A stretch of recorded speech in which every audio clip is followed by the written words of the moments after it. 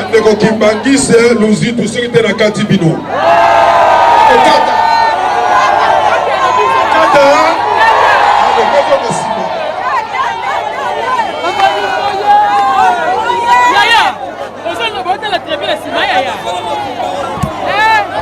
Ingénieur, clavier. Joachim, musique.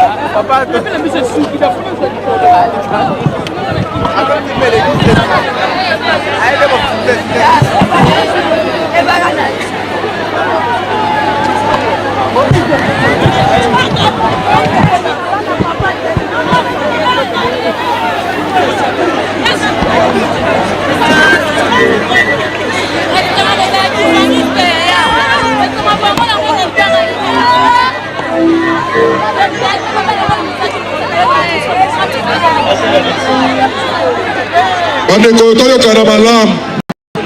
Awa tozo benga ba selile D. Tozo benga ba église mère. Po bandeko mususu ba komi koya selile oyo lebi selile oyo tozana selile D. Ba église mère. Tokani yo.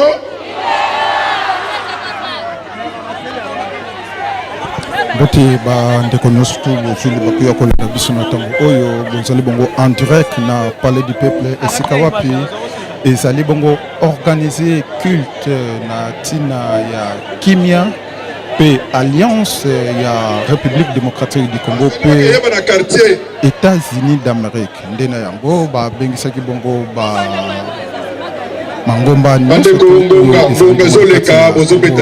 démocratique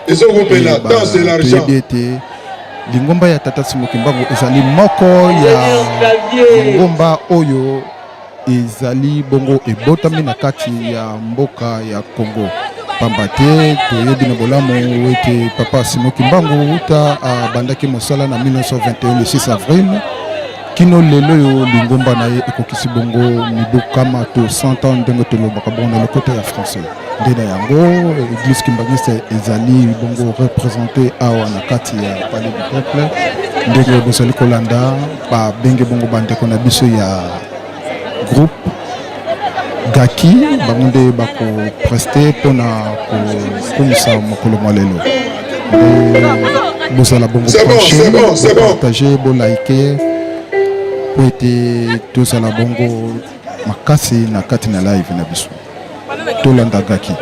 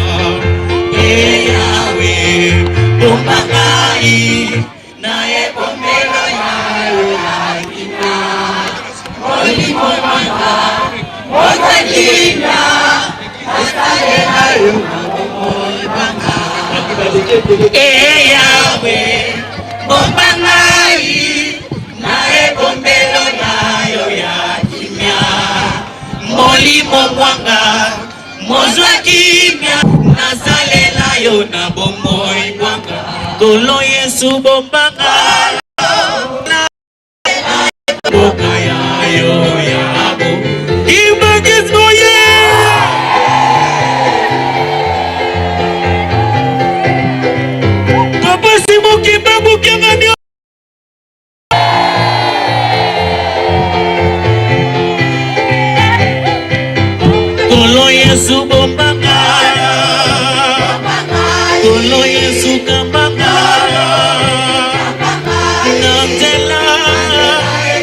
nzube pona koma na mboka ya yo ya bo kolo Yesu bombanga kolo Yesu kambanga nzela tondi nzube pona koma na mboka ya yo bana boboye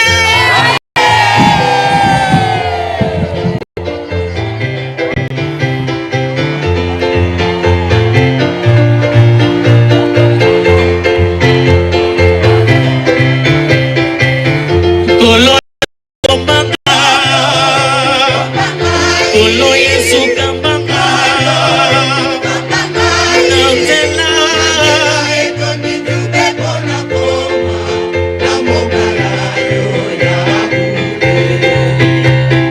Omboka kamba azalaki mingi Omboka boma pe mboka isusu bae balandaki ye bandimelaki ye kasi ye azalaki misala ya muya chate Omboka azalaki mingi kasi ye azalaki misala ya muya kapasimo aloni na ye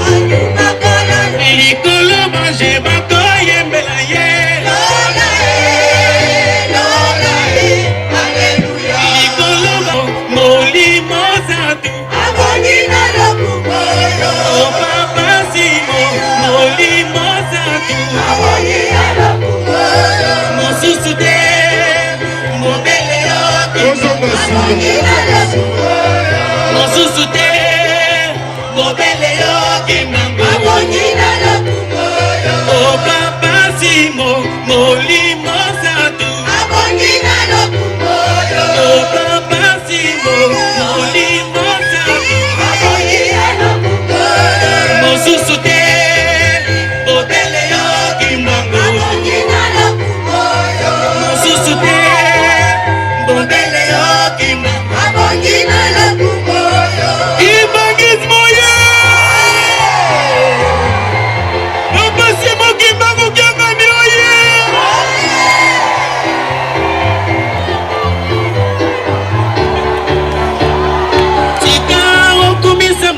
Tika osatolama Zambe wa bokasi Zambe Tika okubisama Tika osatolama Zambe wa bokasi Mokili mwabima Obesa melio Kata Kimbangu Zambe wa bokasi Okote akokali na yo Kata simo Zambe wa bokasi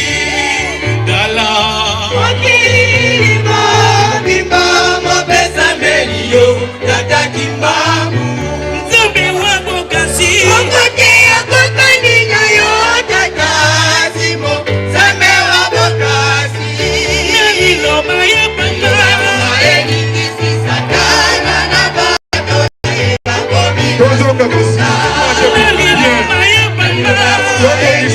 mariage na biso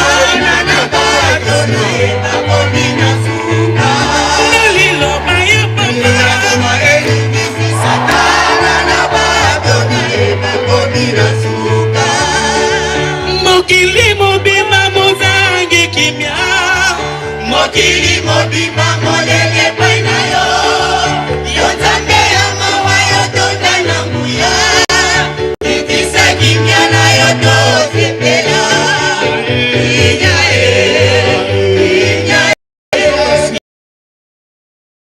tosengi na yo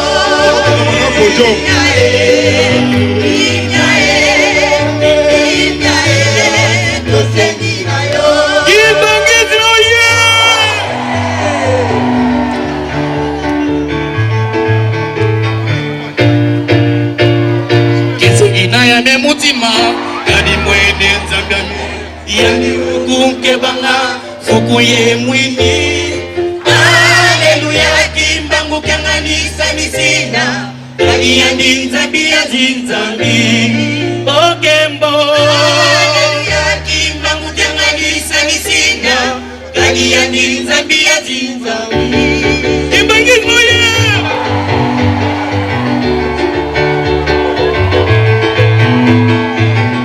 Mono na kwame yani mwene nzambe yani ukukeba kai kuma mwelame Ikaya malala kwame yani mwene nzambe yani ukukeba kai kuma mwelame Ikaya malala kwame yani mwene nzambe yani ukukeba kai kuma mwelame Chante yani ukute banga kinapone omako kana momeni ududini obana Zambia beki pamoja ngani yani ukute banga ayo malala kwame kani mwene Zambia yani ukute banga kumwelame ayo malala kwame kani mwene Zambia yani ukute banga kumwelame Kimbangu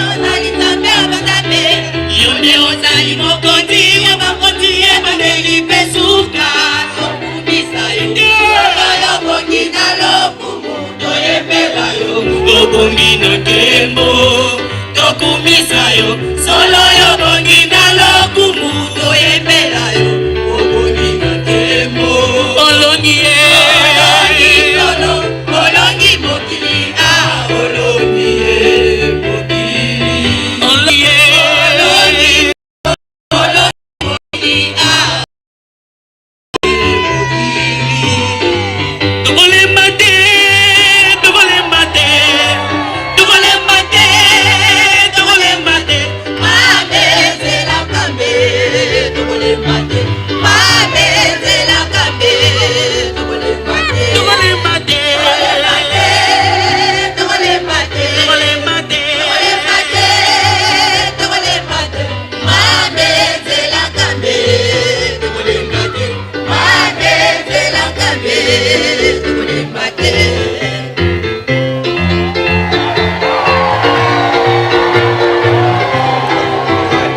Zunganiza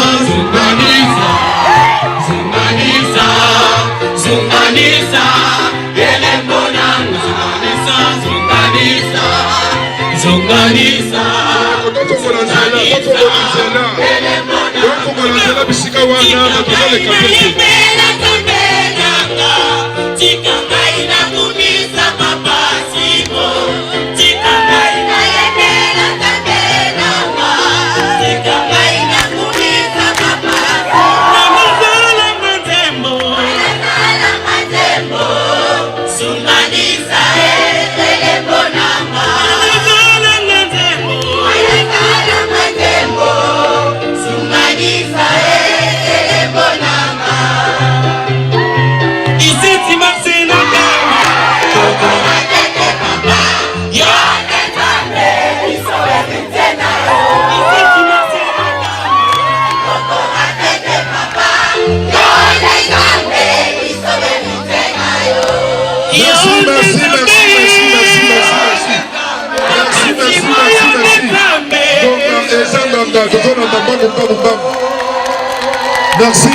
Merci.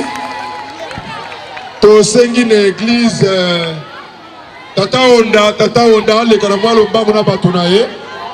Ngongeza mukie tobandi ko kita na 5 minutes.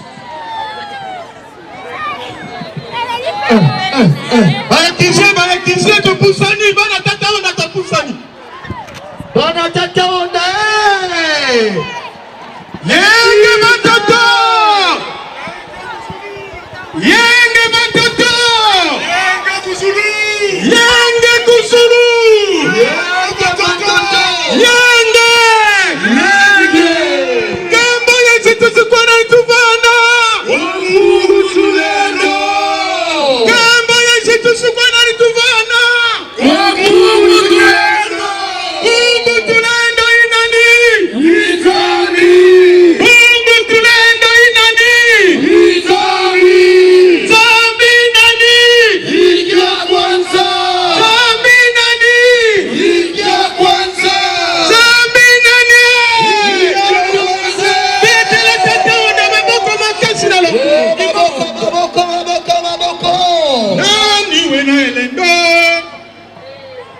La lumière fanfare requise.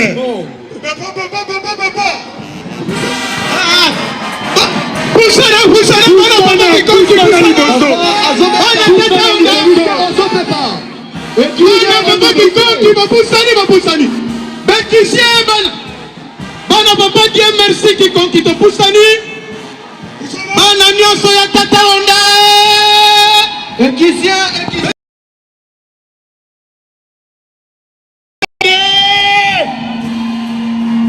Bana Tata Onda. Allez.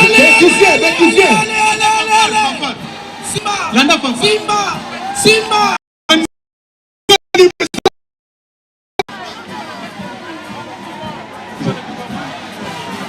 Bana Tata Onda. Défilé bana Tata Onda défilé. Para la kumu na nzamba na biso défilé bana Tata Onda. Bana Tata Onda jamais ne tombera. Bakababi na revera. Bana Ndelambante. Bana Ndelambante. Bana Tata Onda. Kusana bana Tata Onda para la kumu. Bana Tata Onda. Bana na yema kwaye. Bana Tata Onda. Bana makini mabimbe. Yo.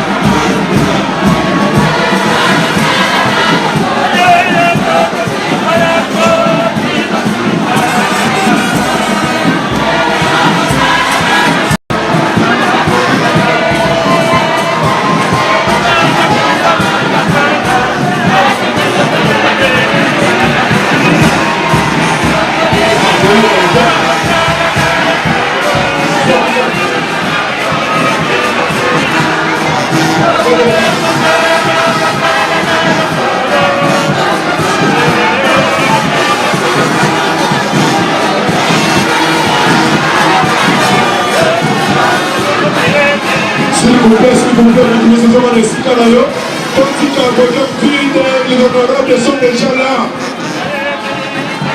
S'il vous plaît,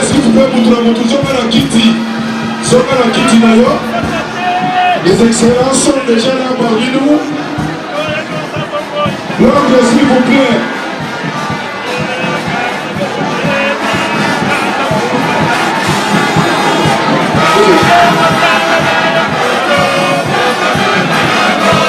S'il vous plaît. Encore une fois, sur la participation, on va le voir.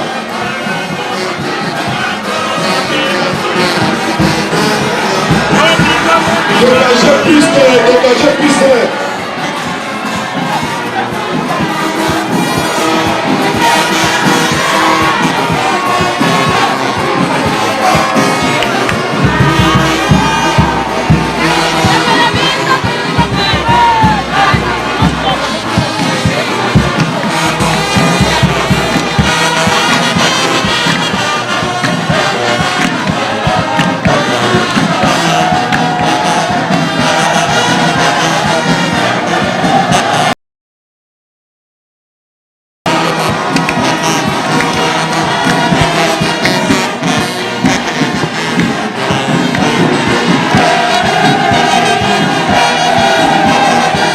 peu d'excellence.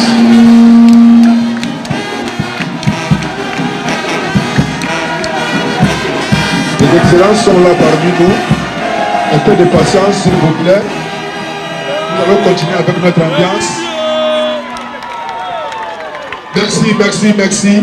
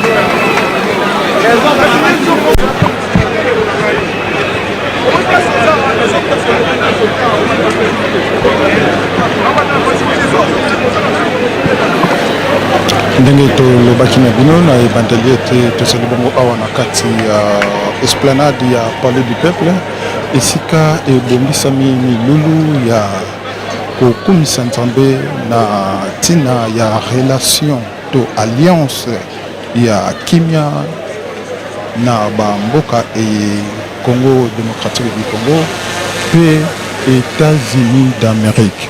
Nde bozali kolanda bongo ba invité bazali bongo kota invité de grandes marques toza komona tolanda na bokebi nyonso tu ndenge milulu na biso ezali koleka.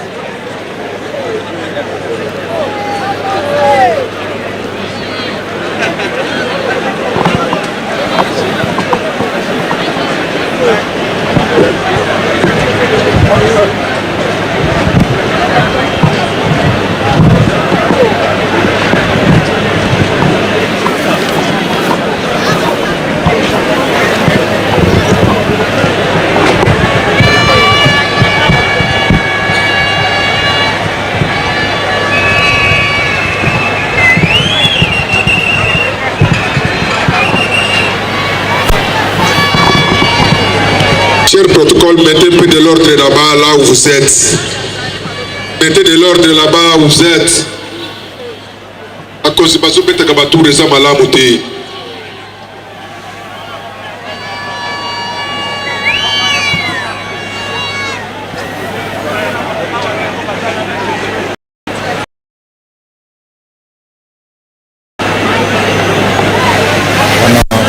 Tozali komona bongo na bongisami ya service ya protocole mpona koluka esika e babongisaki mpona bainvité kala mingi te tozali bongo komona ete bango nyonso to bakosila bango kokota mpona tobanda milulu na biso ya mokolo malema.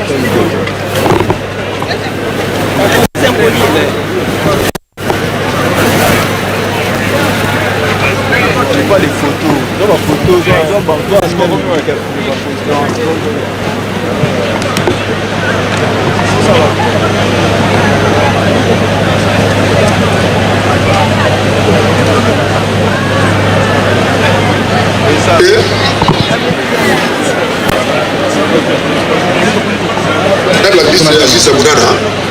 Merci, merci.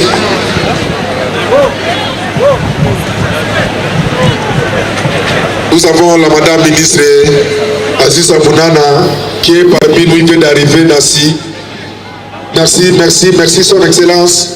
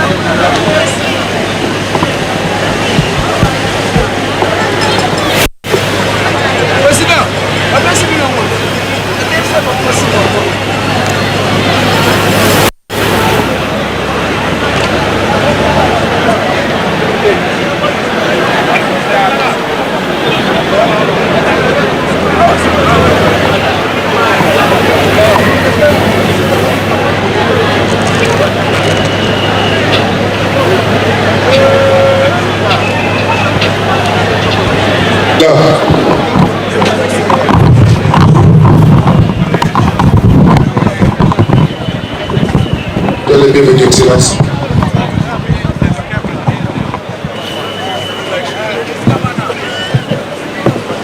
Merci bandeko tokita milolo na biso ebandi na bandeko oyo bamati te bobetisa bamabaku te na nsima tokozongela bino na nsima milolo na biso ebandi ndeko na ndeko zwa esika na yo vanda.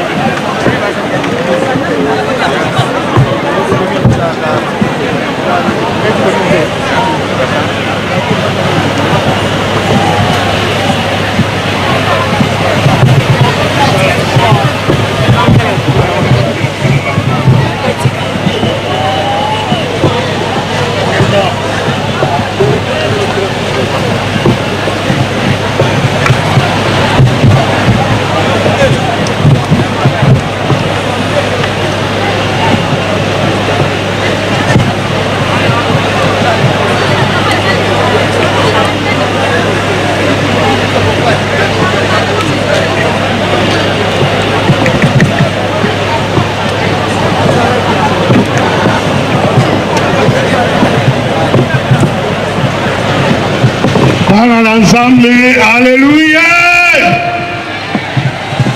Bana l'ensemble, alléluia. Bana l'ensemble, mbote. Nazo kabilote. Bana l'ensemble, mbote. I can hear you, people of God. Hello. Nalingito manifeste que tozalia watocha makelele. I want us to manifest that we hear, make some noise. Tocha makelele na ina yoka ozawa. I want to hear that you're here. Est-ce que tokoiko bete l'ensemble na biso maboko? We clap for our Lord. Est-ce que koko beta mwa milolo? Can you shout for joy? Nalingi okanga te nzamba zakati nesikoyo. Bana la RDC bobeta milolo, bobeta milolo. Children of DRC, shout.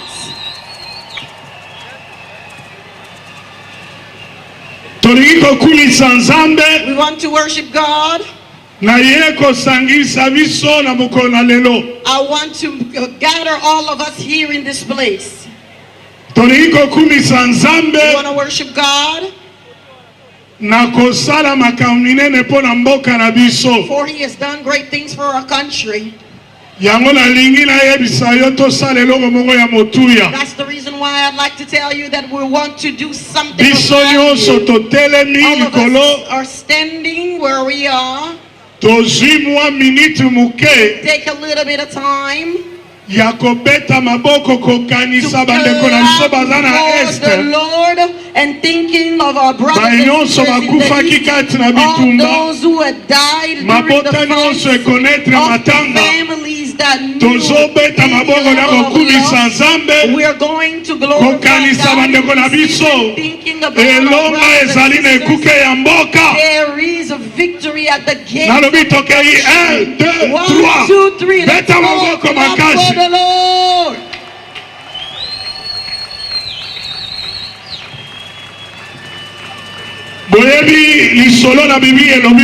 Vous savez qu'il y a une histoire dans la Bible. There's a story in the Bible that says this. At one point, the Philistines,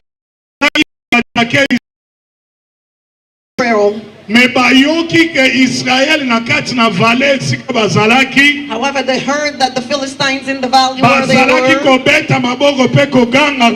clapping and shouting the name of Yahweh. And while they heard that noise, the Philistines said, this is not a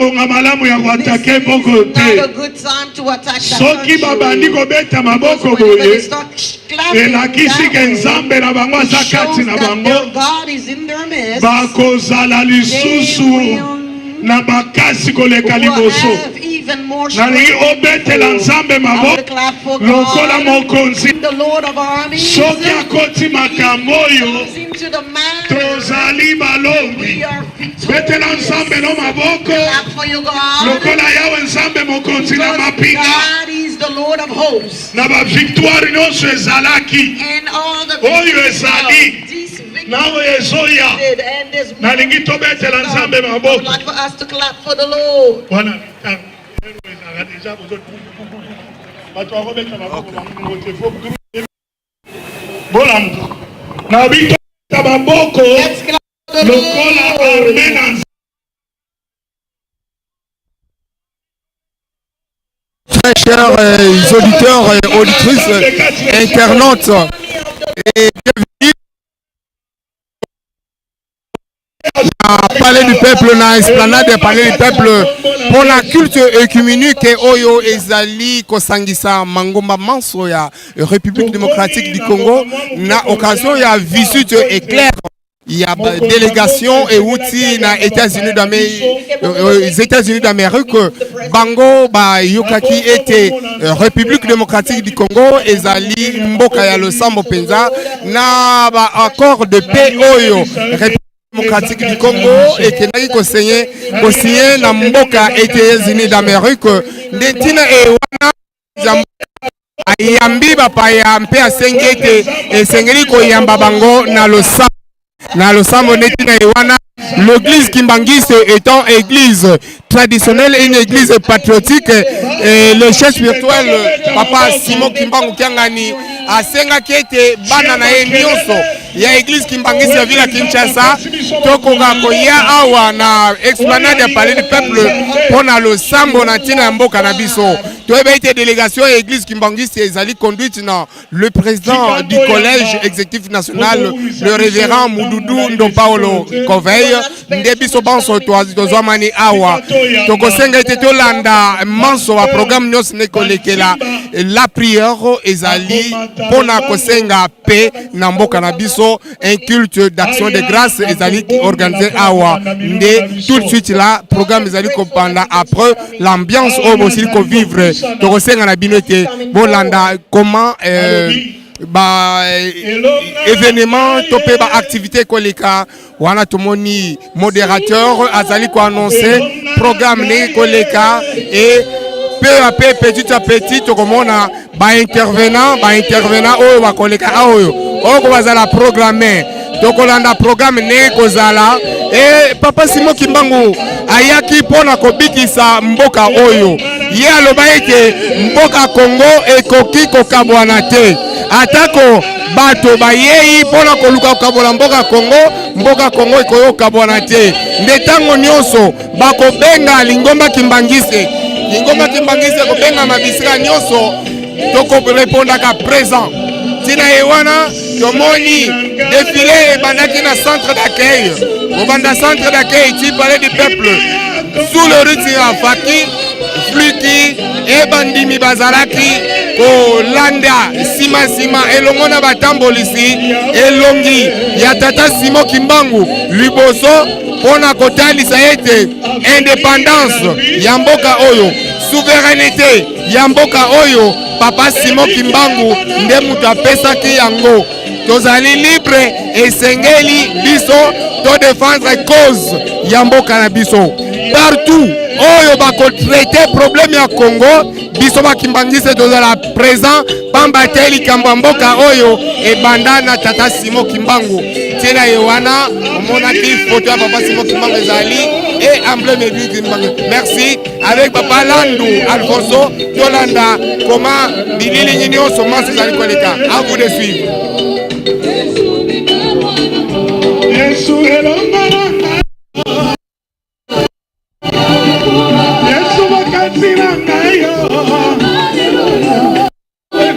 Yesu barabia vinamba Yesu tokanela seyo Yesu kimya motema Lona ngaye Yawe kumama.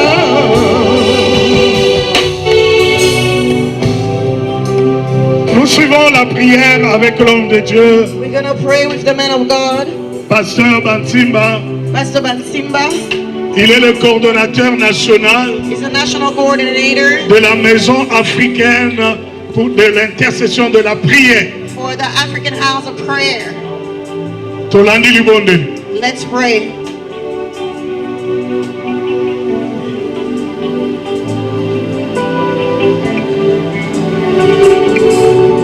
Let us pray.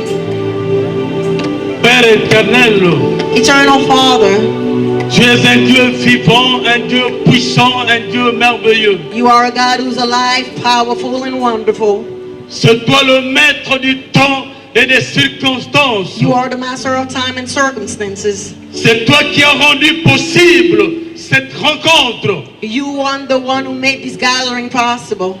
Tu déclares dans ta parole dans Isaïe 56 verset 7. You declare in your word in Isaiah 56 verse 7, Je les amènerai sur ma montagne sainte. I will lead them onto my holy mountain. Je les réjouirai dans ma maison de prière. I will rejoice them in my house of prayer. Leur holocauste et leurs sacrifices seront agréés sur mon autel. Their holocaust, their sacrifices will be Car ma accepted on maison my est appelée altar. la maison de prière pour tout le peuple. For my house is called the house of prayer for all the people. Père éternel, Eternal Father, tu nous as appelés des quatre coins du monde entier. you called us from all the four corners of the world. Tu nous as rassemblés dans ces lieux You gathered us in this place, qui constituent notre montagne sainte. which constitutes our holy mountain, Nous te recommandons ce moment We que nous recommend allons this passer moment ensemble dans ce lieu. that we will spend here in this place into your hands. Sois au centre de tout ce que nous allons entreprendre. Be at the center of everything that we shall do. Car il est écrit dans Psaume 133 For it is written in Psalm qu'il 133, est doux et agréable it is sweet and pour agreeable deux frères de demeurer for ensemble. brethren to dwell together. C'est là que tu répands tes bénédictions. That's where the blessing C'est là que tu is. envoies la vie en That éternité. is where you send the dew. Bénis ces moments. Bless this moment. Que ce culte te soit agréable. May this service be Que ta agreeable. main puissante, May your powerful que ta hand, main de bénédiction may your blessing hand repose sur ce lieu. dwell upon this place. Que le sang de Jésus, May the blood of le Jesus, sang de l'agneau, the blood of nous the couvre Lamb, cover us contre toutes les flèches enflammées du malin. against any weapon of the enemy. Que le Saint-Esprit, May the Holy Spirit, le Paraclet, the le Paracletus, Consolateur, the Comforter, lui seul He alone puisse nous assister may assist us du début jusqu'à la fin. from beginning to Et end. au nom de And in Jésus, the name of en Jesus, vertu du pouvoir que Christ nous a conféré, in the power of nous Jesus prenons Christ, autorité we take sur authority toute influence upon diabolique, any sur tout diabolical esprit qui ne influence, confesse upon pas ta any Seigneurie dans ces lieux. spirit that does not confess the name of Jesus in this Père, place. Father, manifeste ta présence, manifest your presence, manifeste ta grandeur, manifest your grandeur, manifeste ton amour au milieu manifest de your nous. love in our Sois loué, midst. sois béni. And be C'est dans le blessed nom and puissant praised in the mighty et name glorieux de and glorious Jésus-Christ name que nous t'avons of ainsi Jesus prié. Christ that Amen. we prayed. Amen. nakanisaki okobeta maboko I koleka thought that you wana would clap a little more than that. lelo ezali mokolo monene Today is a great day. boyaki ebele depuis kala You came a long time ago, and many of you tika came in this nzambe place. apambola May bino. God bless you for your presence here. Tozali kosenga na ambassadeur itinérant Antoine Gonda We are asking the itinerary ambassador apusana esika to oyo come forward. mpona kopesa maloba ya boyambi bapaya na biso. Give us a welcome word. Akosala un mot de bienvenue mpe aexplike circonstance ya mayangani oyo ezali nini. Explain the reason why we are gathered here.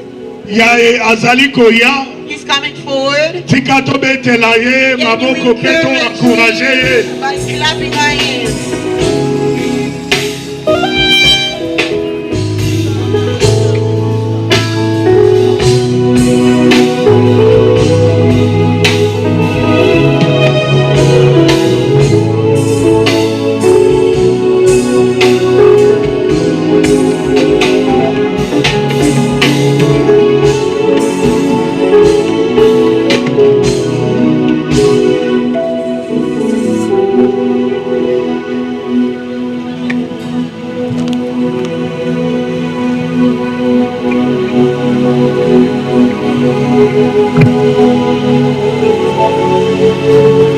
Yesu azali awa, Yesu azali awa, Yesu azali awa, Yesu Masolo azali awa, Yesu azali awa, Yesu azali awa, Yesu Masolo, Alléluia, Alléluia.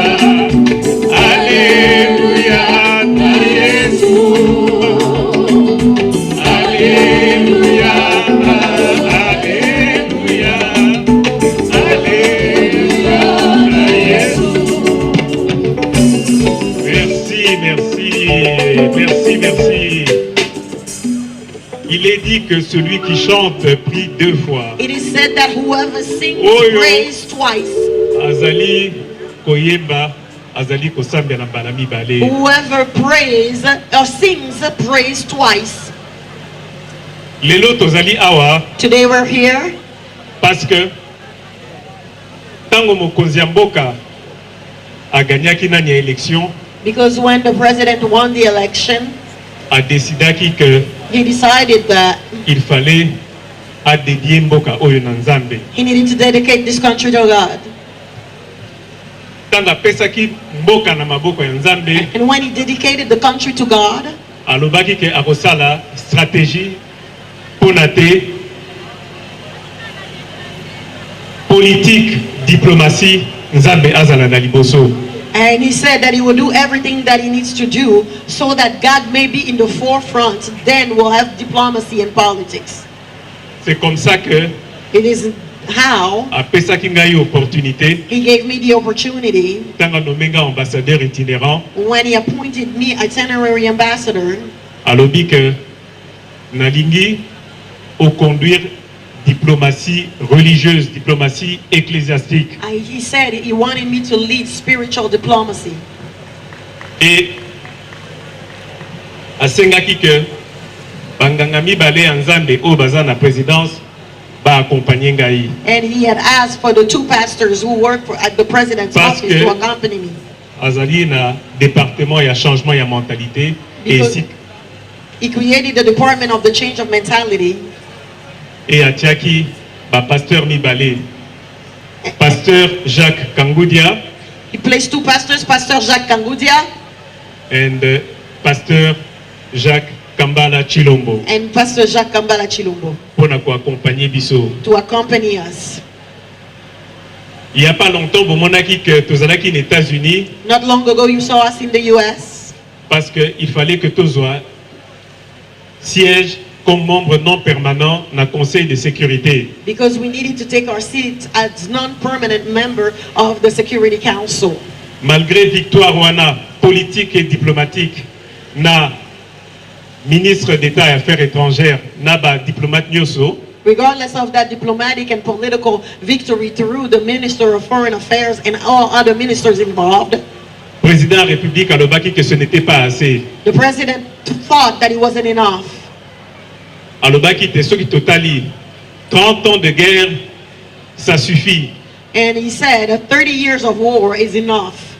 Et pour capable yango, il faut Nzambe na liboso. For us to be able to win over that fight and the war, God needs to be at the forefront. Yango nande na États-Unis. That's the reason why in the US, tant natali ndenge bango bazali organisé. Tant natali ndenge bango bazali organisé aux États-Unis, il fallait que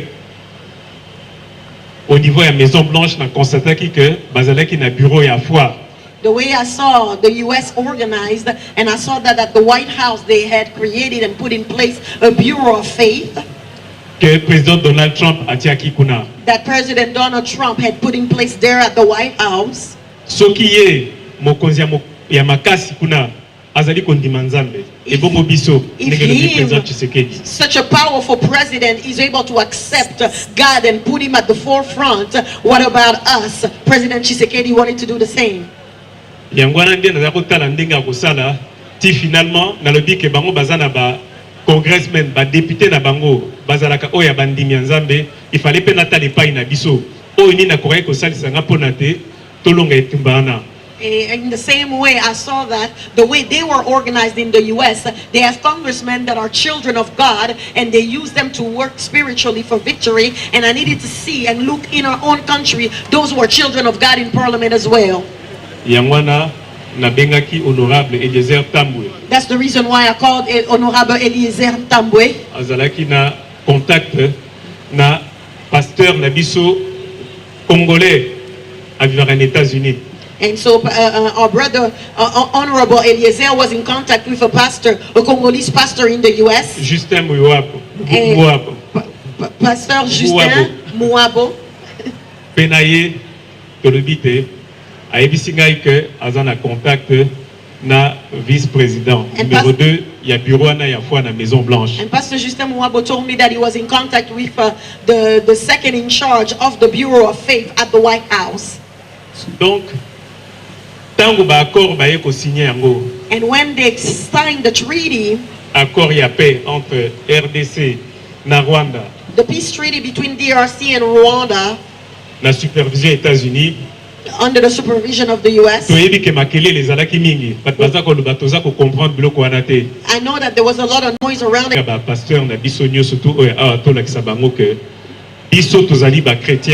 We said we will call all our pastors here locally to show that the children of God of Congo want to say that so many Christians are being killed without the international community paying attention to the situation. Yangwana tokendaki ko contacter bandeko na biso na Alabama na mobile pasteur Travis Johnson oyazaliwana na biso. That's the reason why we went to Alabama, to Mobile, Alabama, to contact Pastor Travis Johnson, who's here. Tango tabengaki ye alobaki ke azalaki pe kosambela deja pona biso na pasteur Justin. When we called him, he said he was already praying for us in the DRC alongside Pastor Justin. Donc tango na ebisi bandeko na ngai na ebisi mokonzi ya mboka kefona ke lokutana na bango alobi kende mbango. When I told my president and all my brothers, the pastors, that I needed to go and meet them, the president says that I should go ahead quickly. Donc tango na komaki pa na ye kuna na ebisi ke nga na ye metoza na ba chrétien ebele bazali armée na biso oyo bakoki kotia pe fin na guerre wana na est. And when I went to see him, I came, but behind me the army of Christians in the east. Donc yango wana nde lelo. That's the reason why today nalobaki na bango baya baye e baye komona bino awa. I told them to come. They came, and they came to see you all. Basambeli na biso. They prayed with us. Mikolo e ba elekaki. The past few days. Balandi situation ndenge ezali koleka parce que il fallait ba expliquer bango. They followed the situation from up close because they needed more further information to understand what was happening. Mais parce que bango bazali na espoir, bazali kondima pona mboka oyo, balingaki ke bakutana na bino e biso to lakisa bango ke tozali pe na détermination wana. And because they have hope and faith that God can change situations in this country, they came from afar, they came to meet you, and they know that you have determination. Are you determined? Do you have determination? They are here. Can you show them that we are determined to end the war? Pastor Travis Johnson, you've seen Pastor our Travis Congolese Johnson, Christians, vous they are voyez, here. les chrétiens congolais sont là. They are here because they know that no, we are determined to put an end to this war. Ils sont là parce qu'ils savent que nous sommes déterminés à mettre fin à cette guerre. Donc nous sommes décidés, tous allés déterminés. Ceux qui tous akosambela. We are determined. If you're here praying, we're not praying for nothing. Tous allés kosambela parce que tous allés déterminés. We are praying because we are determined. We are children of God. Et you can see that people are not making a lot of noise because they want to hear what's going on and follow closely. When I went to the US, I told them the story of the Good Samaritan. That businessman who was in Jericho going to Jerusalem and was attacked. And all the priests were walking by and didn't pay attention. But the Good Samaritan, he's the one to go and help that person.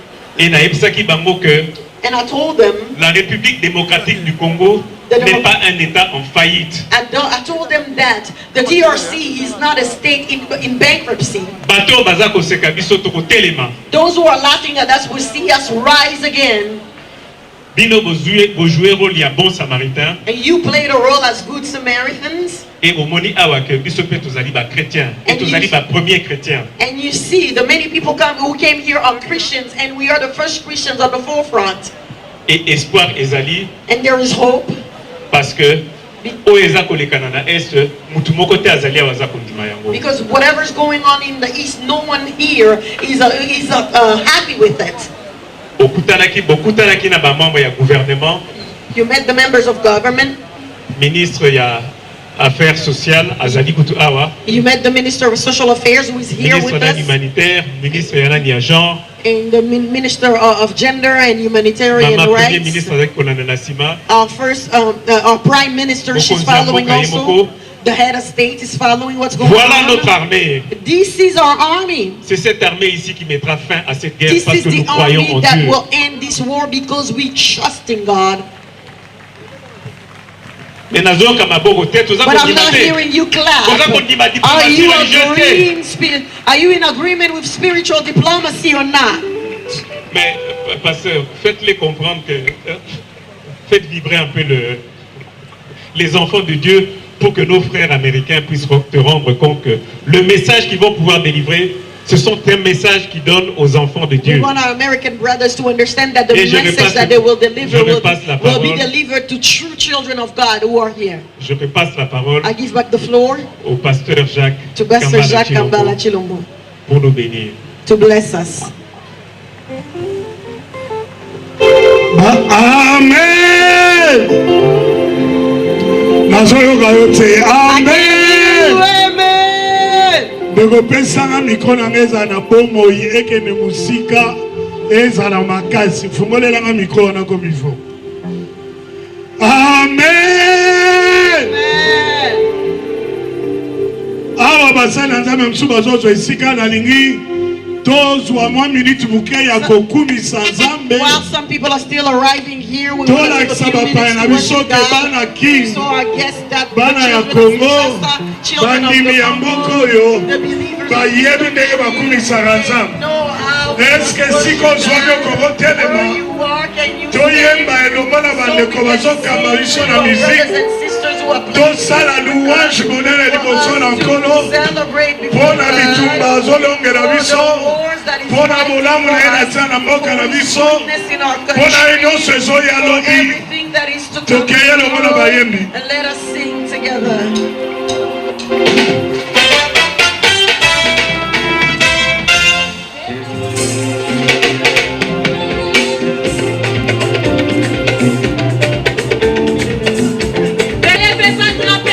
Alléluia, alléluia, alléluia,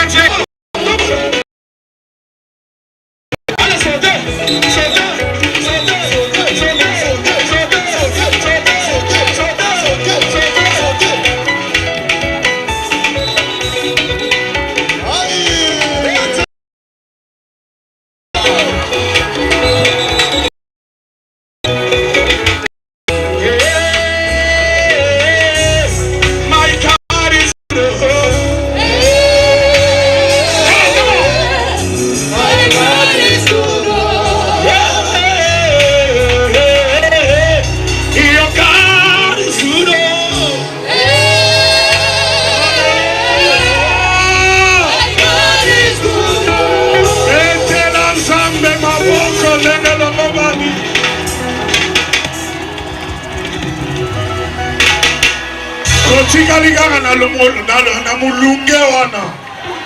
Totikali na mulunge wana. Let's keep that warmth. Tozo senga na lombango mama na biso Elise Manyanga bata na We longa. are asking our sister Elise Manyanga to come up. The psalmist, the Tolobi mama worshiper, Manyanga, eske bolingi koyamba the ye? worshiper. Esengeli batuna na biso bayeba ke bana Kongo baza likolo. To know that children of Congo know how to pray. Biso tolembaka te. We never get tired. Etangi azomata. As she's coming up, Nazotangela biso elaka Nzambe apesi biso. I am reading. Tozalaki na mabondeli na bapaya na biso bauti We États-Unis. were praying with our guests coming from the U.S. Lobi tozalaki na ngonga munene oyo. Nzambe apesaki biso liloba oyo ya Amos God gave us a word in chapitre 9 Amos chapter 9, verset 11. verse 11. Bamusicien bosana lombango ezambaka malombango.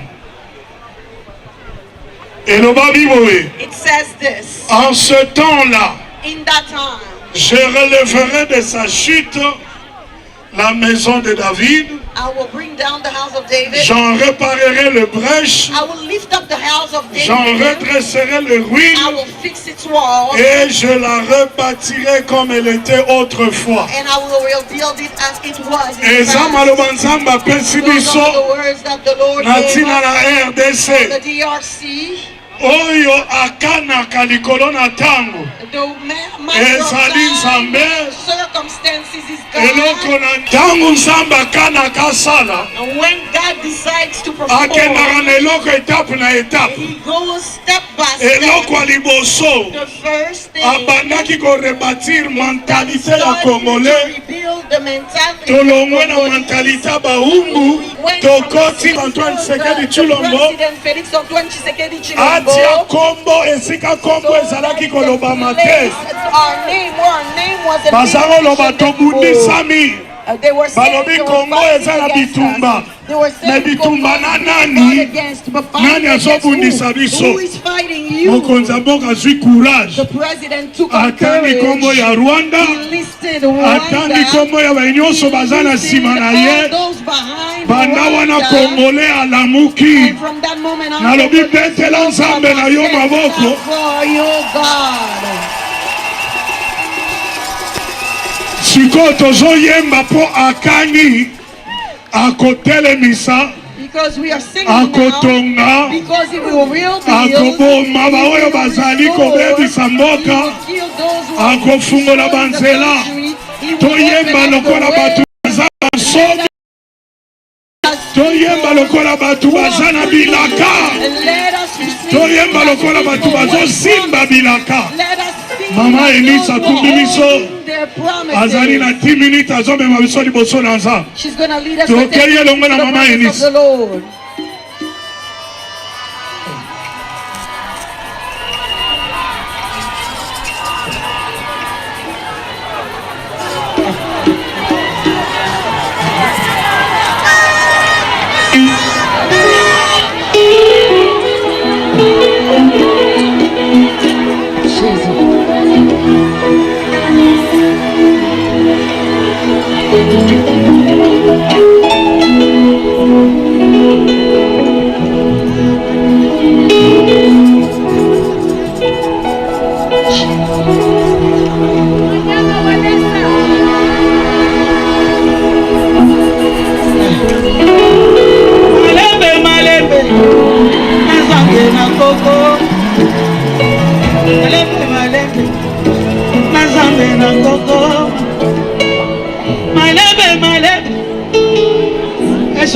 Mololo, mololo.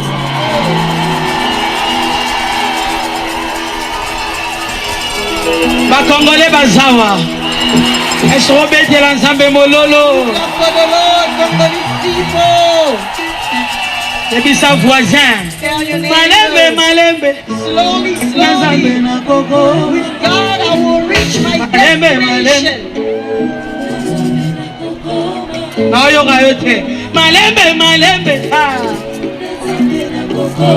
Hey. Malembe, malembe. Signalez bango. Ope sangato. Ebisa bango. Ope sangato. Aïe, aïe, aïe, aïe, aïe, aïe, aïe, aïe. Becha mololo, mololo.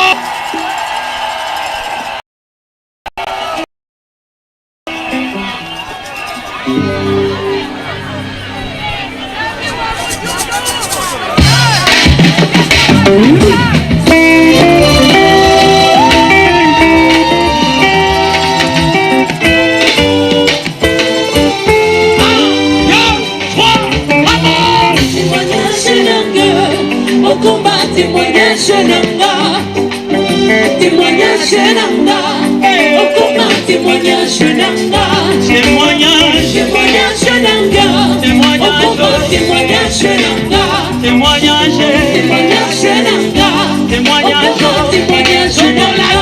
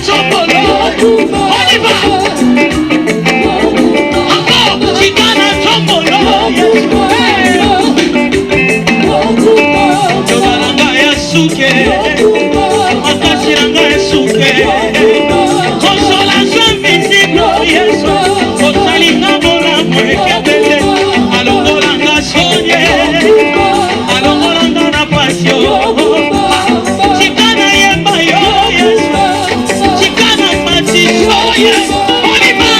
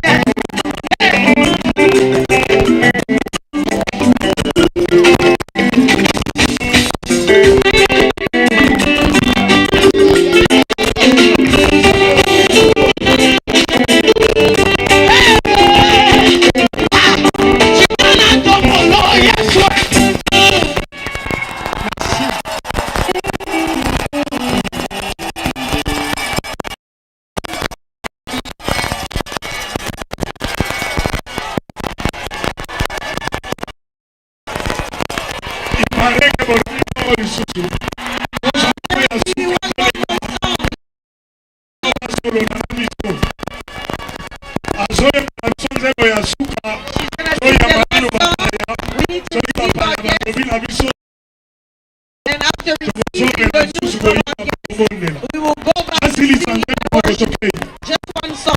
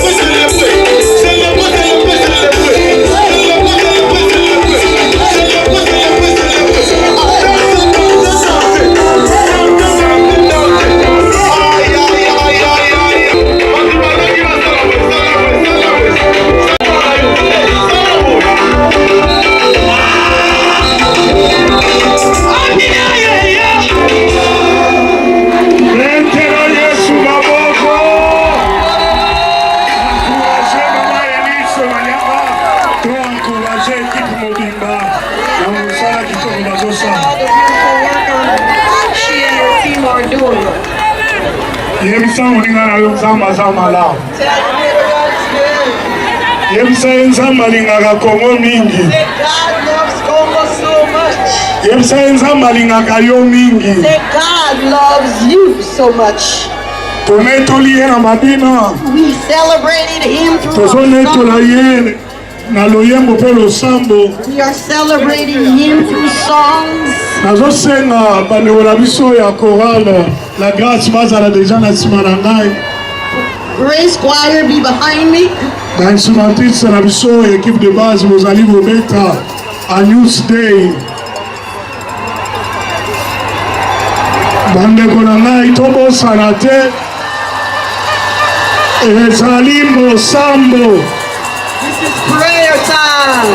Toye losambo. We came for prayer. Tozala na attitude ya losambo. Let us be in an attitude of prayer. Tozokumisa batu te. Toya na attitude ya losambo. People, we're coming here. Nasengi bo baluka botala biso botika attitude ya parti. Awa tozana losambo. We are here in prayer. Est-ce que vous mettez ma boue pour nayo moko? Can you clap for yourself? Basinga eza epai na epai soki bopusani boni ati singa bamikro mosusu ezoyokana te tozongi moke nsima moke epermettre biso tosala mosala malamu elongo na bino. We want to do a great job along with you. Toza elongo na pasteur Kevin Kobaris. We are with Pastor Calvin Cabarrus.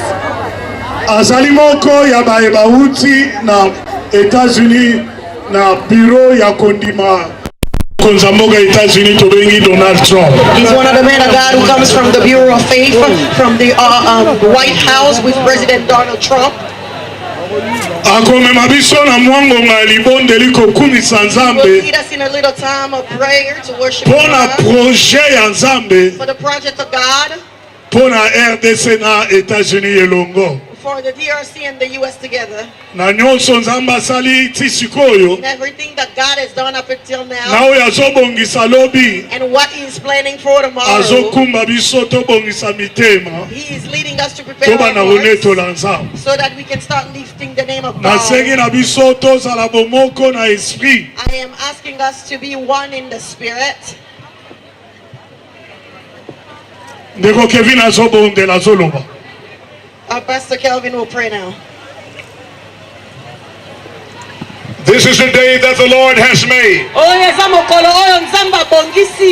us rejoice and be glad in it. Let's celebrate the Lord for victory. Come on, we have the victory. As we prepare to pray, the 133rd Psalm says, how good and how pleasant it is for brethren to dwell together in unity. For unity is the place where God has commanded His blessing. And after decades of conflict and confusion, we have come from America to stand with the DRC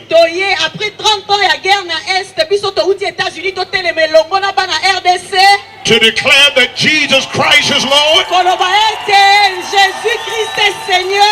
and that through Him victory belongs to all of us. For He is the Prince of Peace, and peace He will bring to our nation and the surrounding nations. Let us pray together. Eternal God our Father, your word declares in 2 Chronicles 7:14, if my people who are called by my name would humble themselves and pray, seek my face, and turn from their wicked ways, then you will hear from your Father in heaven, forgive our sins, and heal our land. Lord, our land is sick, and it is in need of the healing power of God. And we pray that by the power of your Holy Spirit, as we are gathered in one place with one accord, that just as the power of God moved on the day of Pentecost, let that same spirit birth revival right here today.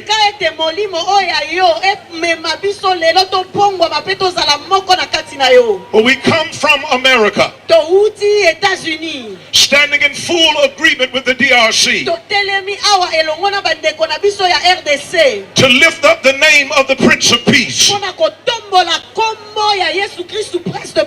to lift up the name who is able to change everything.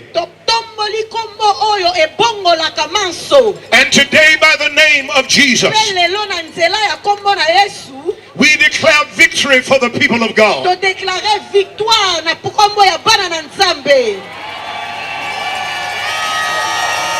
We thank you for their resilience. We thank you that they have not given up.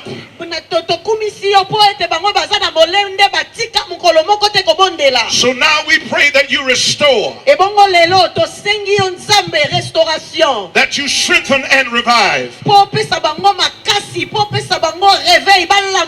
that you heal the broken heart, that you minister to each and every person,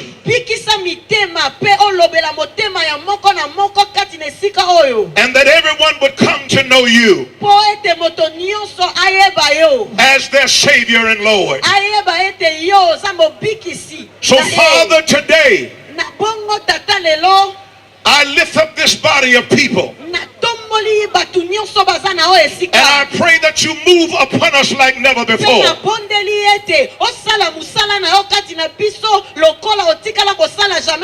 Let the power of your Spirit empower us, transform us, and lift us up. And we pray this prayer today in Jesus' name. And we say, Satan, you are defeated. The blood of Jesus Christ is against you.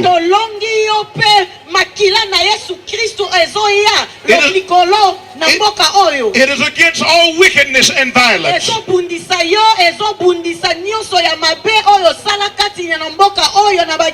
For through the name of Jesus Christ, we are saved and we have the victory. Amen and amen. Put your hands together and bless the Lord. Amen, amen, amen. Come on, celebrate the name of the Lord.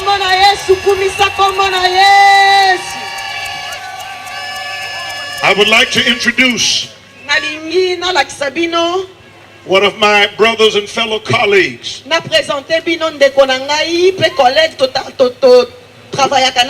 We serve together with the National Faith Advisory Board.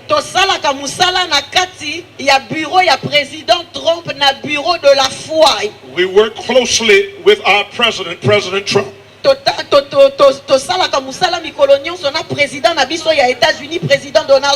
We are both faith advisors with him. But more specifically, mais particulièrement, this man of God is a pastor. pasteur mutu oyo aza moto na nzambe aza pasteur who has a heart for the people of aza God. mobateli mpate pe aza na motema na ye nyonso mpona kosala musala mpona bana na nzambe. And his heart is so big for the people of God Pe motema na ye eza monene koleka mpona na bana na nzambe. that when he heard of the dream for Congo or the DRC, wana tango ayoki kolela ya bana ya RDC, he and one of his associates, Pastor Justin, ye na pasteur na ye adjoint pasteur Justin begin to pray and advocate for the cause of DRC. babandi kobondela mpona RDC. And as a result of their work and prayers, Na nzela ya mabondeli na bango na misala na bango, Pastor Travis has come with us and led us here today. pasteur Travis aye na biso awa na Congo. And I believe that he has a word from the Lord Yende amemi biso awa na Congo pe na sikila na kondima ete aza na liloba moko po na Congo that will uplift the people of God. oyo ekotombola bana na nzambe. And if you hear the word of the Lord today, Na boye soki oyoki liloba na nzambe lelo, you will be strengthened. okozwa makasi, You will be inspired. okozwa nzela ya You would be- kokososola makambo ebele, You will be empowered okozwa mpifo to continue to unite together as a people po tokende liboso en tant que congolais tozala na bomoko for the cause of victory. po church na Alabama na ville ya Mobile. Can we give him a big welcome today as he comes? Put your hands together. Kobetela ye maboko God bless makasi you. na ndenge azoya awa.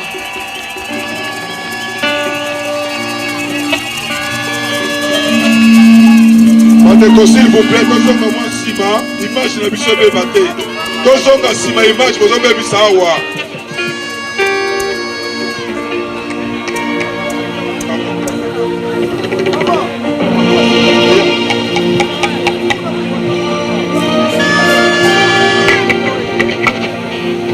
On y va.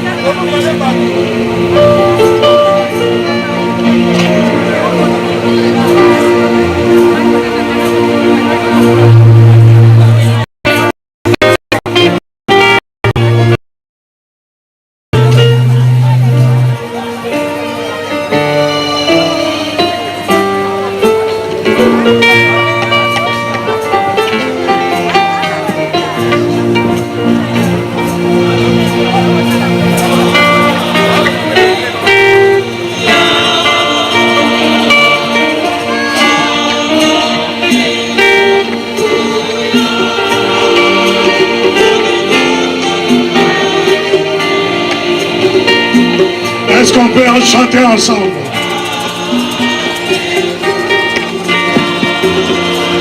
Alléluia.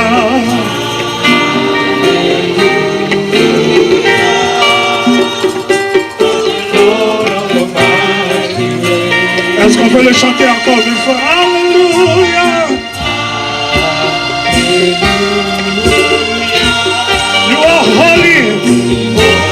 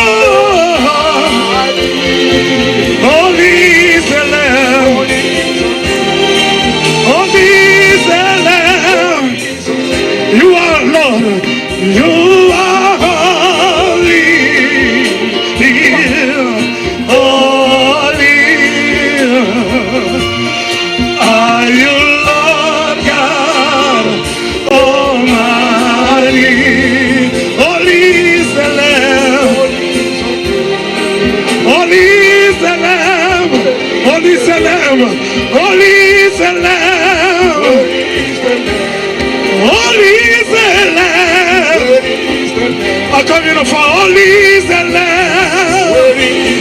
Amen. Amen. Est-ce que tu peux acclamer Jésus? We thank you, Lord. We thank you, Lord. We worship you, Lord.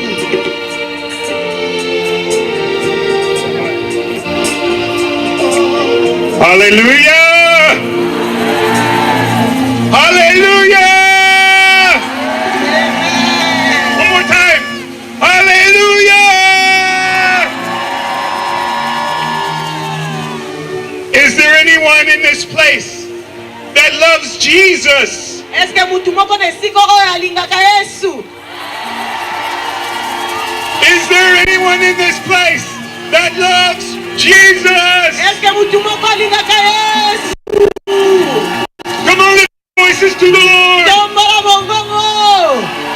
Hallelujah! Yesu, hallelujah. Give God one great big hand clap of praise. Tobetela Nzambe maboko. Praise the Lord. Oh, how blessed we are to have this beautiful choir. Topambwami makasi kozala na korali ya kitoko lokola oyo. Have you enjoyed this music today? Bozosepela na muziki oyo ebetami awa lelo. Are you thankful for people who love us who also this happen? Est-ce que oza ya kosepela mpona bato oyo balingi Nzambe mpe basali mosala oyo ya lelo? Did you know that there are praying people lifting up this event all over the world right now? Est-ce que oyebi ete bato bazali bisika nyonso na kati ya monde entier oyo bazobondela mpona mayangani oyo ya lelo na esika oyo? There are little grandmothers on the other side of the world that are praying for you right now. Ba mama bakoko ebele baza kuna na États-Unis bazobondela mpona mayangani oyo ya tina ya Congo. There are teenagers from youth groups and churches all over the world that are lifting you up in prayer. Bana ya mike, bana ya seo, totie bango ensemble po babondela mpona mayangani oyo pe mpona Congo. And I'm just reminded by that. Mena boye pe ezo nisisima. That the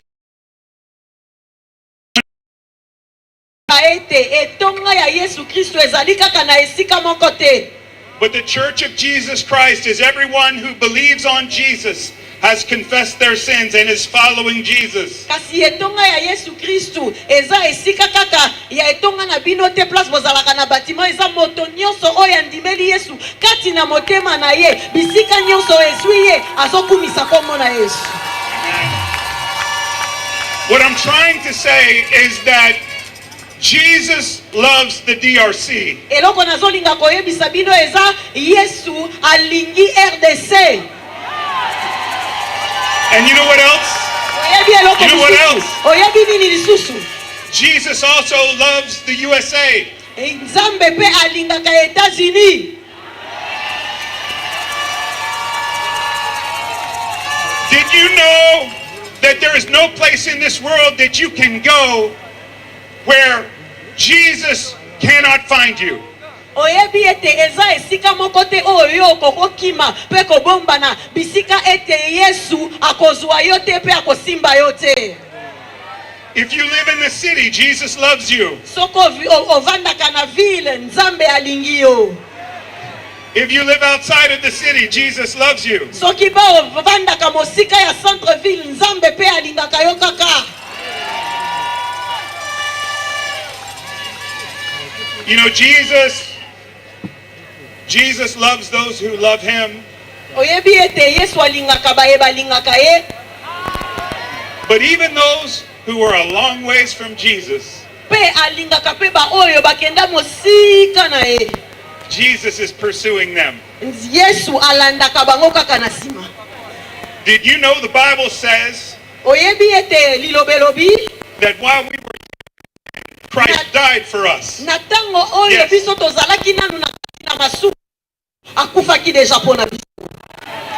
Oh, that's good news, isn't it? Because none of us here are worthy of the love of God.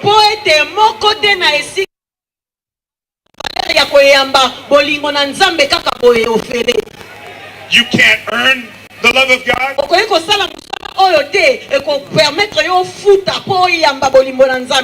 You can't buy the love of God. you can only freely receive the love of God. okoki simplement koyamba yango na ndenge moko ya ofele. What I know is when God loved me, eloko onga na yebi ete nzambe alinginga, and I realized that God loved me, pe na ye koyeba ete nzambe abanda kolinganga kala, and I accepted his love for me, pe na yambi bolingo na ye na tina na nga, then my life was changed. na ngonga o na indimaki yango bomoi na nga ebongwamaki. I was blind, but now I see. Nazalaki komona te lelo nazomona. I was dead, but now I'm alive. Nazalaki ya kokufa lelo nazwi bomoi. Pastor, I was in bondage, but now I'm free. nazalaki mokangami ngwami. Saved you. Tika ete Yesu Amen. apongola yo. Won't you give God one more hand clap? Pekela ye maboko Amen. makasi.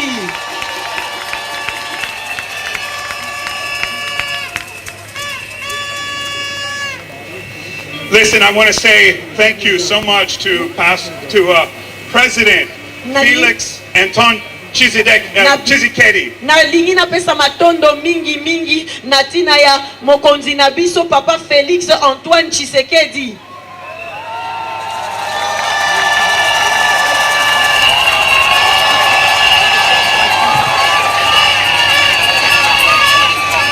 You know, President Tshisekedi, he is a good president.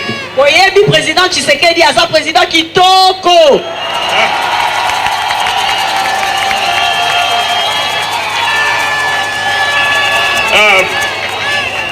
You know what? He loves Jesus too. Oyebi nini ye palingaka Yesu makasi.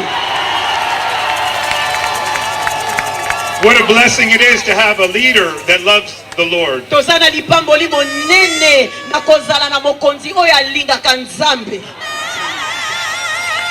And I feel so blessed that I have a personal invitation from President Tshisekedi to come and be here as his guest to speak to you today. Na pambwami makasi na ndenge President Tshisekedi aponi ngai atindeli ngai invitation po ete nazala na mayanga ni oyo tosambela elongo na bino.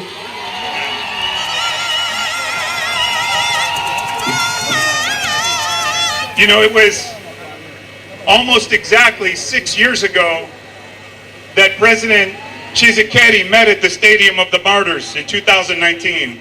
Et ça, 6 ans passés lelo, depuis 2019, oyo président na biso Papa Félix Antoine Tshisekedi a telemaki na stade des martyrs. And he dedicated the DRC to the Lord. Pe akabaki atiaki RDC na kati ya maboko ya Nzambe. What a blessing. What a blessing. Ezali pamboli makasi. The Bible says that unless the Lord builds the house, they that labor in vain. Biblia elobi soki Nzambe atongi ndaku te, ba oyo bazotonga bule. And we are thankful for the Lord's support. Tokumisi Nzambe na ndenga mebi biso tina na niveau oyo. Now I found out some things about President Tshisekedi and me today. Lelo tosololi na President Tshisekedi. We had a great conversation. Tosololi masolo ya kitoko.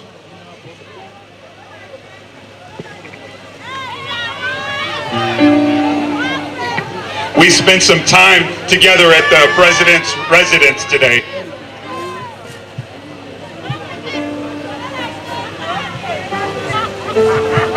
Tolekisaki wangonga na President Tshisekedi lelo epai na ye. And I found out that we share a birthday. Na ye koyeba ke ye nanga tozalaka na meme mukolo ya anniversaire. Very cool. So now for the rest of my life, Obanda lelo tina suka ya bomo inanga. on June 13th, Le 13 juin, when I celebrate my birthday, tangu nako zala nazo sepela pona mbotama nanga. I will also celebrate President Tshisekedi's birthday. Nako sepela pona mbotama ya President Tshisekedi. That's pretty cool. I will say this. President Tshisekedi is 10 years older than me. Nako loba boye President Tshisekedi azana 10 ans koleka ngai. But he looks 10 years younger than me.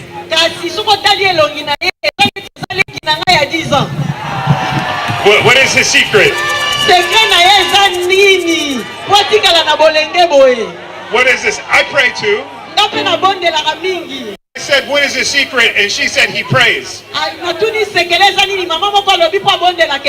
Yeah, okay. I pray too. I think it's more than that.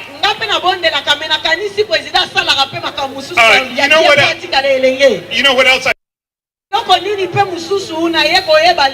Now I already knew this. He was a great football goalkeeper.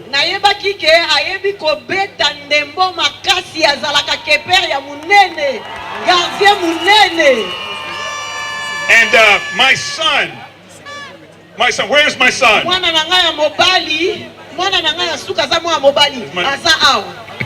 My son is a great goalkeeper.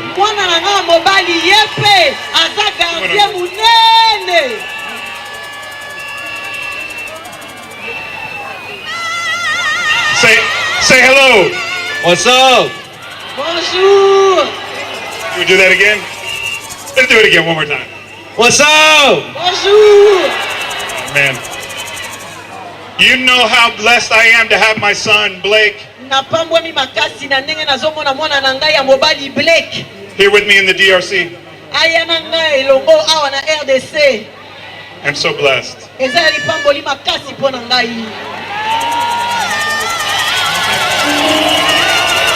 No, you're staying. You're staying. You're not going away. My son said, I love you, like he was leaving. I think they like you.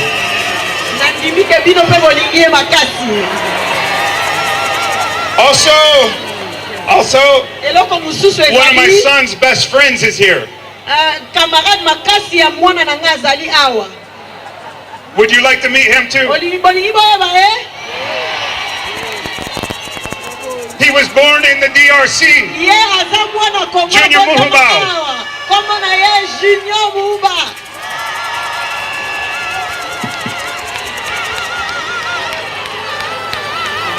Wave at him.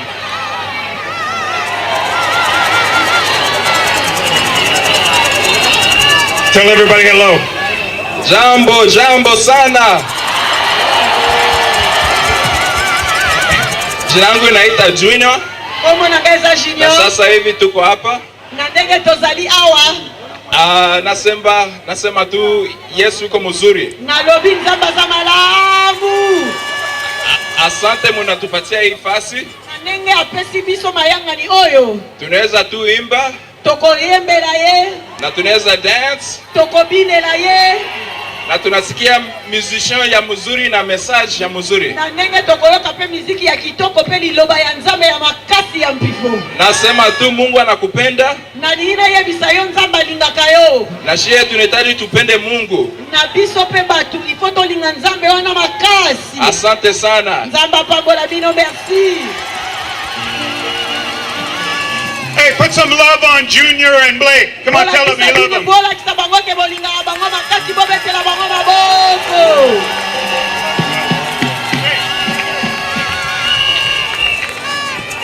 Not so fast. Okay. So if I have my son and he has his friend,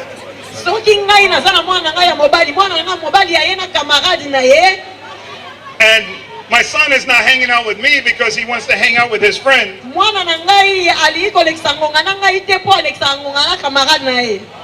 who am I going to hang out with? You? Okay. No, you know who I'm hanging out with? I'm hanging out with my friend. One of my best friends is Junior's dad, Pastor Justin Muhubao. Papa, Pasteur Justin. Come on, Justin. Come on over. Yes, walingi bino. Zambe apambola bino. Oh, really? No, I know. I told Junior, I said, I let your dad have the mic. I will never get it back.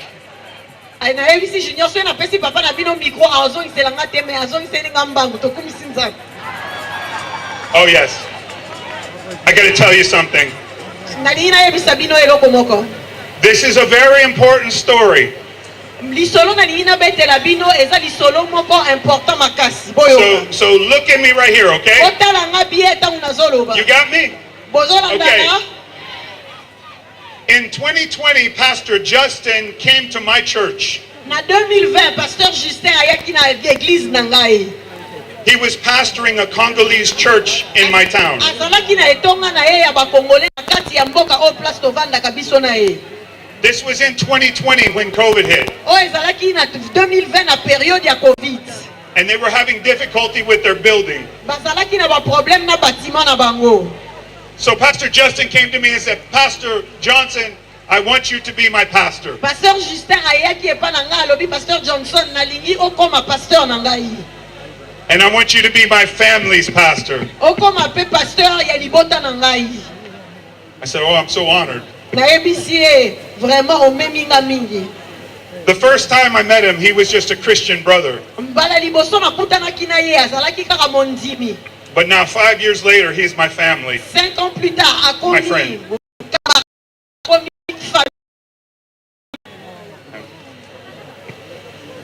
Pastor Justin Pasteur Justin called my office and asked for a meeting. abengaki bureau na ngai kosenga rendez-vous. And we set a meeting. Tobongisi ngonga ya rendez-vous. It was for maybe 3 o'clock. Ezalaki lokola ba 15 heures. But Pastor Justin came to the church at 9 o'clock. Kasi Pasteur Justin ami komelaki na église depuis 9 heures. And he went into the sanctuary and began to pray. Akoti na kati ya sanctuaire na église abandi kobondela. And he did not stop praying until it was time for our meeting. Pe akataki mabondeli te ti ngonga ya rendez-vous na biso. Do you know what he was praying for? Boyebi eloko nini abandaki kobondelela? Do you know? Boyebi abandaki kobondela pona nini? He was praying for the DRC. Azalaki kobondela pona RDC. Pastor Justin prayed the next day. Pasteur Justin the next day. abondelaki mikolo nyonso lobi aye abondeli lobi aye abondeli. And he talked to me about the DRC. Pe abandi kolobela nga na tina ya RDC. And the trouble that the DRC was facing in the east. Pe makambu oyo ezalaki kolekana na kati ya este ya RDC. Now we've already been involved in the Congolese people. Tozalaki deja kosala misala ya mike mike na bakongole. In different ministries. Kilikili na kati ya mboka. But when Pastor Justin spoke to me, he spoke to my heart. Kasi tangu Pasteur Justin ayaki alobela kinga alobeli motema nanga. And I began to look closer. Na boye na bandaki kotala sikoyo moke moke makambo RDC. Don't you know that what you see with your eyes affects your heart? Na ndenge na bandaki kotala ngo na pembeni makasi oyebi soki obandi kotala eloko na miso na yo eloko komona na miso na yo ekosimba motema na yo. You cannot look at what's happening in the east in the DR Congo and not have your heart affected. Okokiti kotala maema zolekana na este ya Congo pe motema na yo simba mate. So we began to pray. He and I began to pray. Na boye to bandaki kobondela ye na ngai. And then our church began to pray. Pe tonga na biso nyonso ekendaki na kobondela. And we did not stop praying for 5 years. Pe tokataki mabondeli te pendant 5 ans. And things continued to organize. Na ndenge makambu to bandaki kobongisa malembe malembe. And then groups started trying to get us to come to the DRC. Pe batu mingi babandi kobengisa biso to ya kosala misala na kati ya RDC. And we began to talk to different leaders. Na boye to bandaki kosolola na mikonzi ebele na kati ya RDC.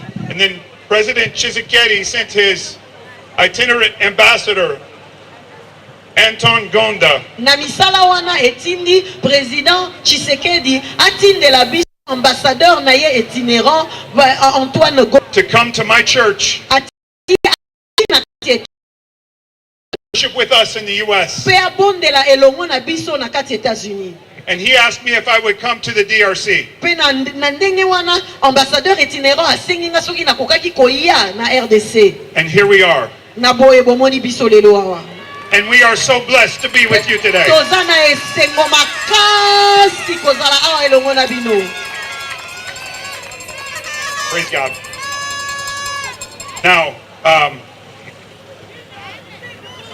I guess I could let you guys go, right? I could let you go.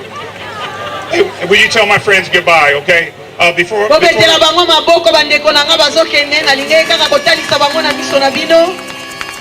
go, though, I want you to pray a blessing over the people. Okay?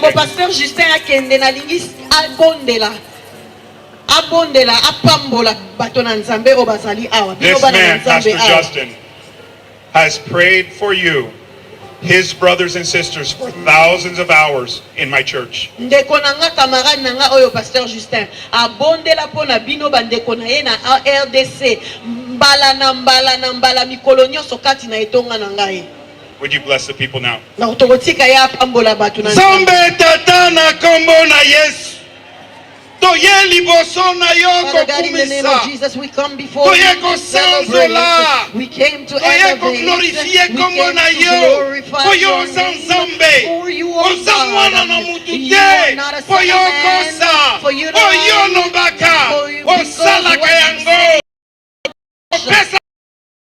kena bonde la bona RDC ete ozakongende kosala likambo moko ya munene natikala koyeba te ekokaki kokoma na esika oyo lelo zwa lokumu Nzambe oyo because you are nasengaki biloko mibale nazwi yango lelo nakutani na president Tshisekedi apesi ngai yambi Nzambe zwa lokumu alobi mpengo merci merci wana eza ya ngai te ezala merci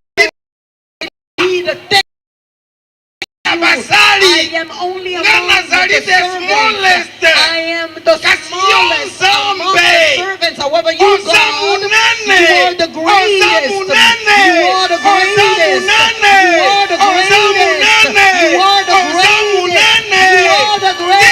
monene na yo ezala kati na bana na yo tika gloire na yo esimba bana na yo tika nguya na yo esunga bana na yo todeklare lelo bana na yo bafongwami bana na yo bamati balongwe na boumbu bakei likolo basoni nyonso ya Kongo ekwei soni ya Kongo ekwei lokumu ya Kongo emati na kombo na Yesu bajene ya Kongo bakozwa misala baentreprise ekouta Etats-Unis bajene nyonso bazwa misala baoyanga bana na Etats-Unis basila kozwa misala kasi wana kaka ya ngai te bana na nga bazali ya Nzambe bafie oyo bafie na ngai bagarso na ngai bamama na ngai basali oyo basali na yo pambola bango Travis alobi na pambola na peche moi qui suis le plus petit des serviteurs je crois mon Dieu mon roi que tous les Congolais seront aussi honorés parce que tu ne fais exception des personnes. Sois élevé Seigneur parce que tu es bon. Je faisais ce travail dans l'ombre mais aujourd'hui je commence à le faire dans la lumière. J'ai même la bénédiction des hommes de Dieu et même la bénédiction du président de la République du Congo. Et c'est ce que nous t'avons demandé. Et aujourd'hui tu l'as fait. Sois élevé Seigneur. Tu es merveilleux. Tu es glorieux. Tu es incomparable. Tu es l'indoctable lion de la tribu de Juda. Tu es le narcisse de Saron. Tu es le puissant de Jacob. Qui fait des choses, oh Dieu. Des grandes choses, oh Dieu. Et nous croyons qu'aujourd'hui, ta puissance sera manifeste. Ta gloire sera vue. Tu vas te manifester. Au nom de Jésus. Sois loué, Papa, parce que tu as fait. Nous t'acclamons, Seigneur. Nous te bénissons, Papa. We bless you. We bless you. kembo kembo kuna nagulwe kembo kembo kembo kuna nagulwe kembo hallelujah hallelujah hallelujah kembo hallelujah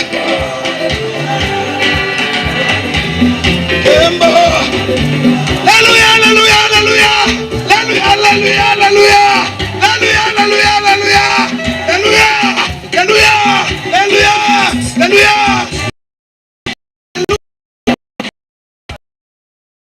The Lord.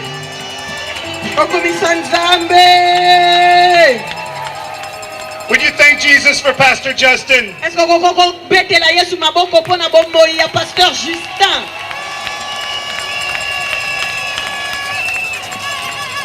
Okay, I have something very important to tell you, a very big concern.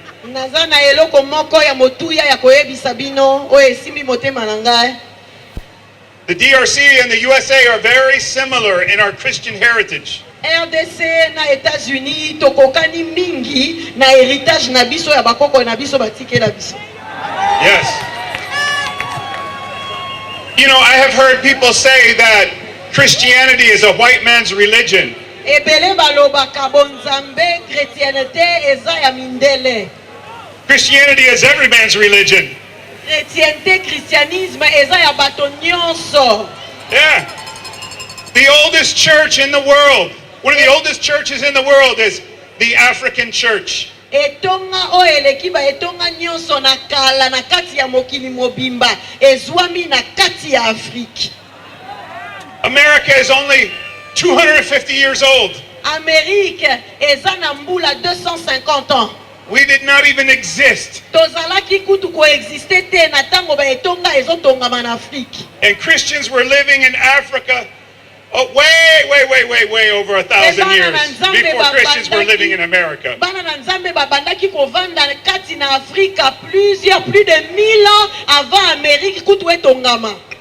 You see, there was an evangelist by the name of Philip.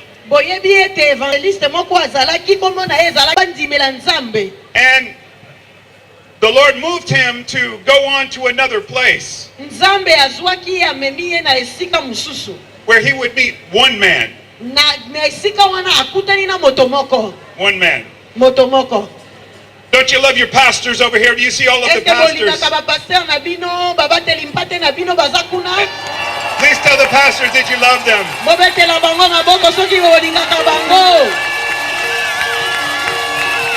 But Pastor Jacques, one thing I know about pastors is we don't want to leave the crowd.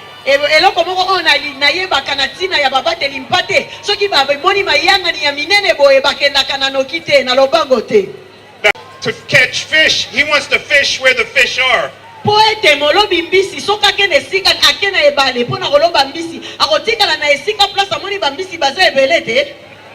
It makes sense. But the Lord told Philip to go somewhere else.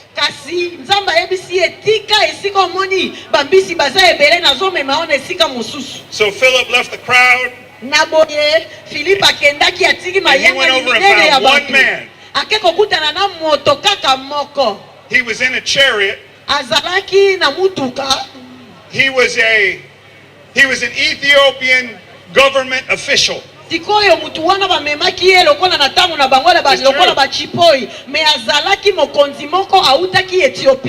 And he was reading the book of Isaiah.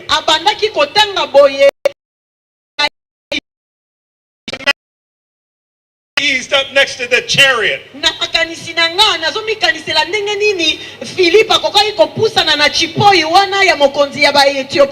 And he said, what is that you're reading there?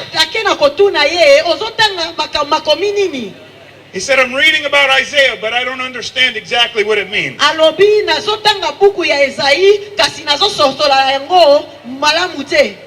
He said, well, let me tell you, that's a prophecy from the prophet Isaiah.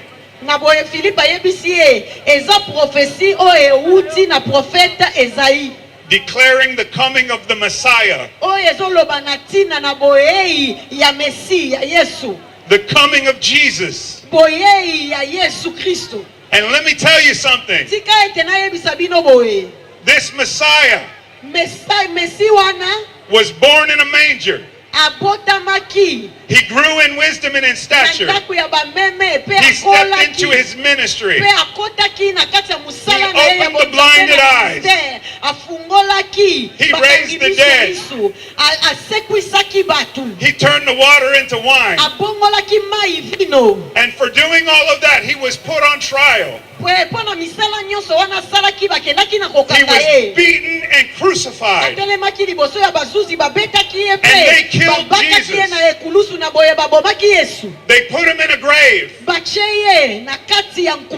But the grave could not hold him. Because 3 days later, our Jesus shook off those grave clothes. And he kicked open the door. And he came on out. And he said, let me tell you something, Mr. Official. This Jesus, who was raised from the dead, he appeared to 500 witnesses. And then he ascended into heaven, where he sits at the right hand of the Father, where he makes intercession for you. And let me tell you today that at that same right seat of heaven, that same right seat of the Father, he is making intercession for you, and he is making intercession for me. And he said, Mr. Official, this man that they crucified, he loves you. And he died for you. And that Ethiopian official right there gave his life to Jesus.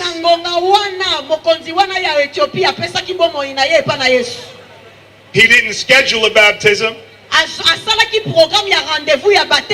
but Philip baptized him right there in the road.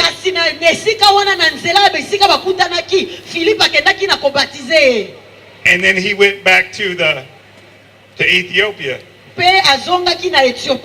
And the church in Africa was born.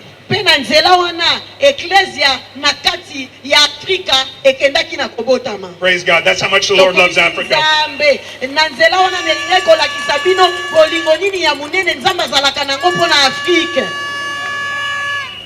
That's how the Lord loves America too. Let me tell you, that's how the Lord loves Rwanda and Kenya and Nigeria and Canada and Antarctique and every single person that can breathe and lives. Jesus came to reconcile the heart back to Jesus.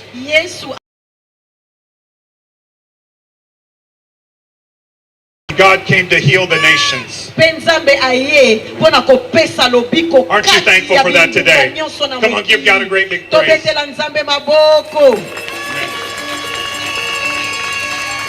But I do have a concern, and this is one of the big things. It's a really big thing. When we have such a rich heritage, sometimes we take it for granted. And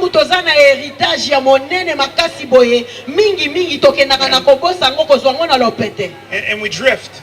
We forget what God has done. Listen, God does not want America or the DRC to be weak in our faith. He wants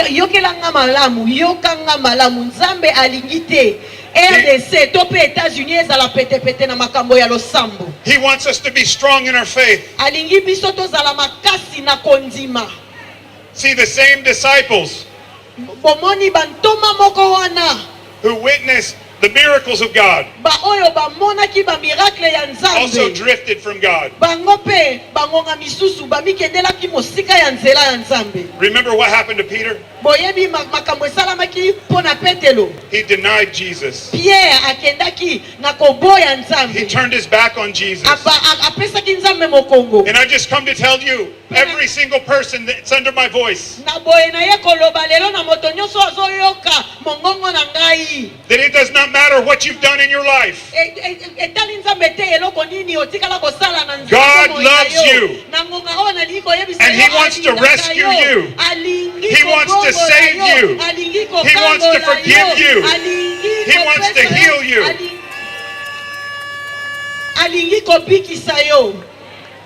Now, Pastor Kelvin shared in Psalm 133, beholding how good and pleasant it is for brothers to dwell together in unity. Pastor Kelvin autaki koyebisa yo na kati ya Psalm 133 eza elengi mingi bandeko bavanda elongo. Verse 3 says there, I have commanded a blessing. Na verset 3 ya Psalm 133 elobi na esika wana bana nga baza elongo na kotinda lipamboli na ngai. Peter denied Jesus.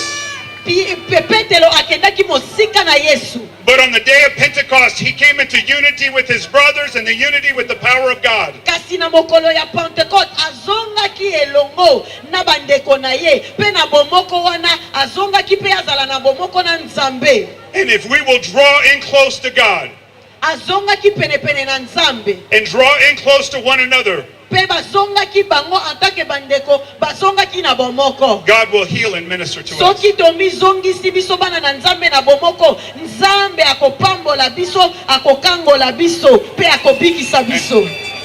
And I believe we're at such a place. Now I said thank you to President Tshisekedi. But I need to say thank you to President Donald Trump.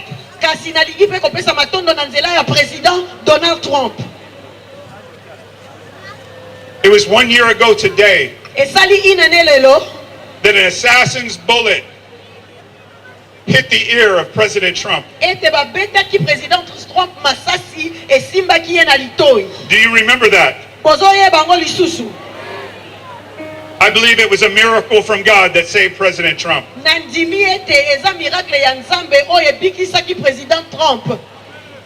And on just a few days ago, President Trump sat down and signed a historic peace agreement President Trump avandaki pe a signé between Rwanda and DRC. A signé traité de paix na kati ya de Rwanda na RDC.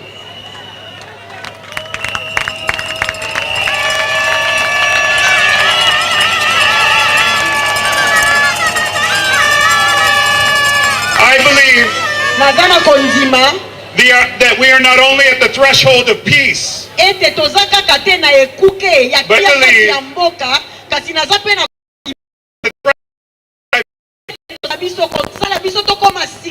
He wants to revive America. When we gathered up at my praying for peace across the DRC.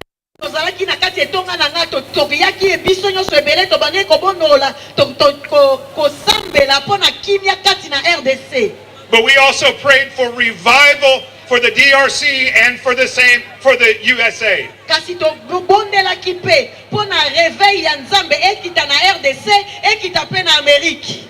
I don't think we should just pray for peace. But I think to the Lord.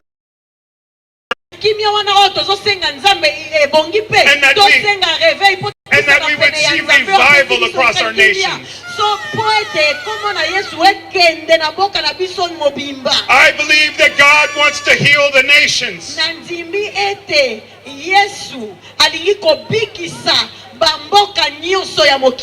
Do you believe that God wants to heal our nations?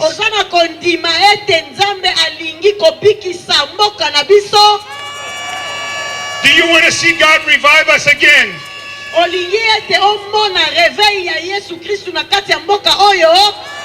That we would draw close to the Lord.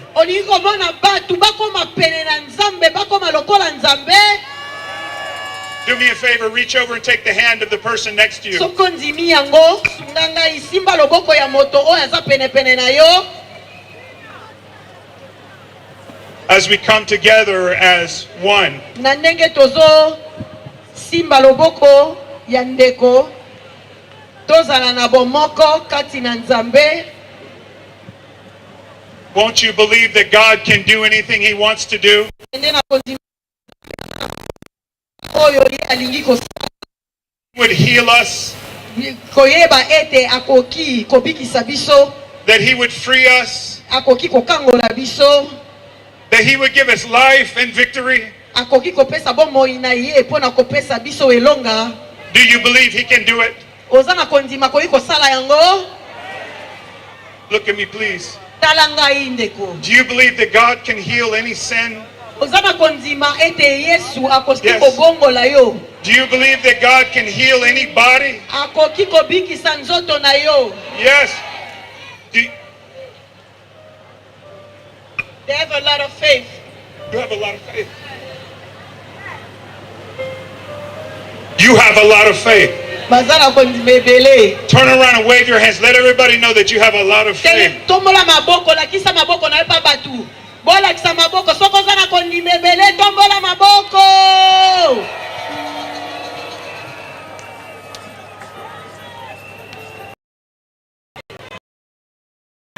God will heal our nations.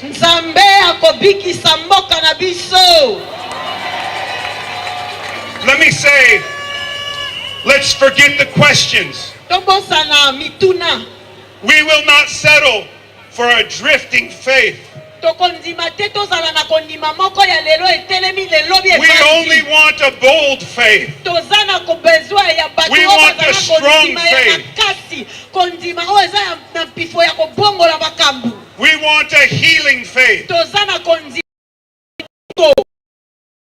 your hands together and let's bless the Lord.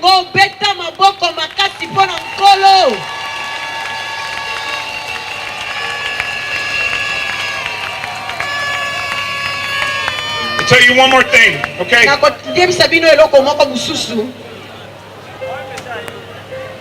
When they left the upper room, Peter, who had been weak, after being filled with the Holy Spirit, the Bible said that he stood up and he shouted boldly.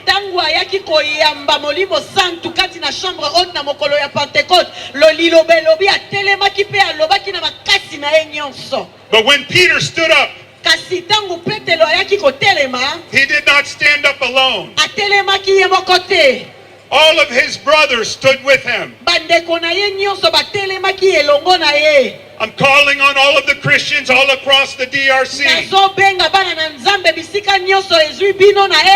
All of the Christians all across the continent of Africa. All of the Christians across this world. To stand together, calling on the name of Jesus, that we would be saved, that we would be healed, that we would be delivered, that we would be transformed. And God will do it. Come on, give God a blessing today.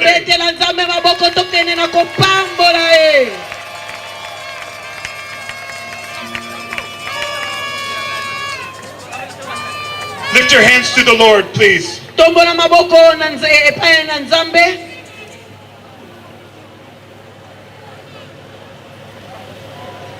Father, we come to you. We thank you for your great grace. Lord, we come to you thanking you for Jesus. We come thanking you that you are the answer for all of our problems.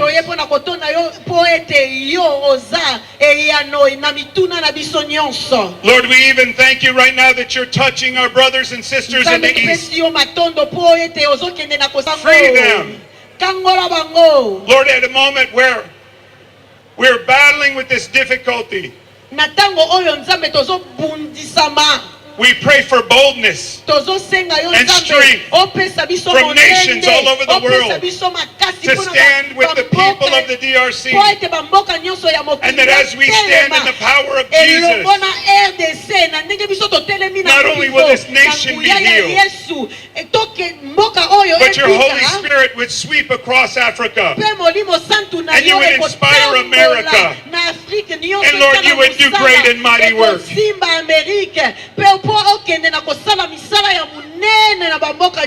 And God, we will give you great thanks for it. In Jesus' mighty name.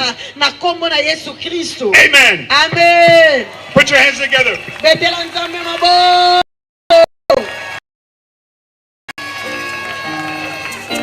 Est-ce que topambola mina kwa maloba ya mtu na Nzambe? By the man of God and his words. Na ba pamphlet poster entre États-Unis na Congo. In all of the posters, we said that there was a spiritual alliance between the USA and the DRC.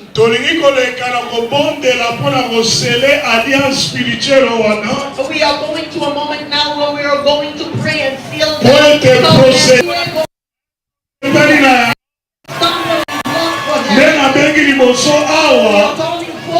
Pastor, I'm so cold, man. Pastor Coleman Bailey, Azali boko ya bae oyo batamboli na dekoration très vite. who had traveled here for a week of Mais azali ya misu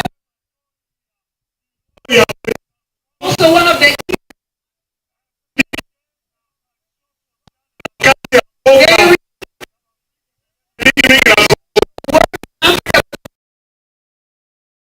bale longo together bakobonde la pona bolamu ya Congo na alliance ya RDC Congo. Pray for the alliance, the covenant between the Nazo DRC senga and the boye na USA. minute oyo So at this moment, mosali na Nzambe évêque Ejiba I am calling for Bishop Ejiba apusana deja pembeni to come forward already. poete nsima na bandeko na biso bauti na États-Unis kobondela mpona bolamu ya Congo. After the prayer of Dr. Malachi and O'Brien and Pastor ya biso pe bapaster bakobondela mpona bolamu ya États-Unis. we will have the prayer of local pastors to bless the USA. Donc tosengi na basali boye ya Congo. So the American pastors will bless évêque na biso Ejiba, and our pastors here, évêque na biso Dodo Kamba, our Bishop Dodo Kamba, évêque na biso Lambalamba, and our Bishop Lambalamba, pe na mosali na Nzambe évêque Mukuna, and also the Bishop Mukuna, elongo na mosali na Nzambe Walesa, and also Pastor Alessa. bamba pusa na deja pe Come forward. tozo yamba Walesa te, tozo yamba Yesu. We are receiving. Toyeli Yesu. Totangi bakoma basala Nzambe bele boganga kite. Botika bizaleli wana toyeli Yesu. Tosengi basali na Nzambe nos totangi Congo. We are asking all the men of God who Bapusa na pembeni ao. pastors Pona bolamu ya Congo. will pray for Kokangolama ya Congo. Boyokani entre Congo na RDC. for the peace treaty. Soki bango basilisi. Tokoyoka losambo ya basali na Nzambe ya Congo. Bakobondela mpona États-Unis. Soko sepele yango betela Nzambe maboko. Man of God, let's go. Amen. Bwana safiwe. Zamba kumama. Listen, in Luke chapter 8, there was a great crowd just like this. Na buku ya Luc chapitre 8 mayanga ni ya minene salamaki lokola boyelelo. And there was a woman who reached out and touched the hem of Jesus' garment. Ezalaki na esika wana mwasi moko oya yaki pe asimbaki elamba na Yesu. Jesus said, "Who touched me?" Yesu akendaki na koloba nani asimbi ngai. The disciples looked at him confused. But There was the crowd, everybody was touching him. They said, everybody's here touching you, Jesus. And he said, no, someone touched me a little different. Somebody touched me with faith. Listen, we can come here today and we can touch Jesus. We can hear the word of God. We can listen to these men of God pray. We can touch Jesus with our shoulders. Or we can touch God with faith. We can reach out and begin to pray with faith. And when we pray with faith, God will move. I've been working in the East for many years. I work in countries all over the world. But I feel as if I have to work here. I love this country more than any other. And it's because I believe God is preparing the church here for a great revival.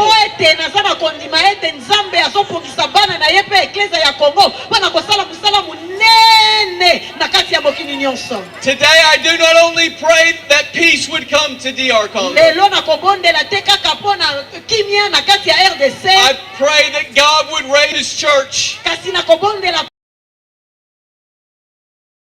Of Africa would be affected by the outpouring of the Holy Spirit here today.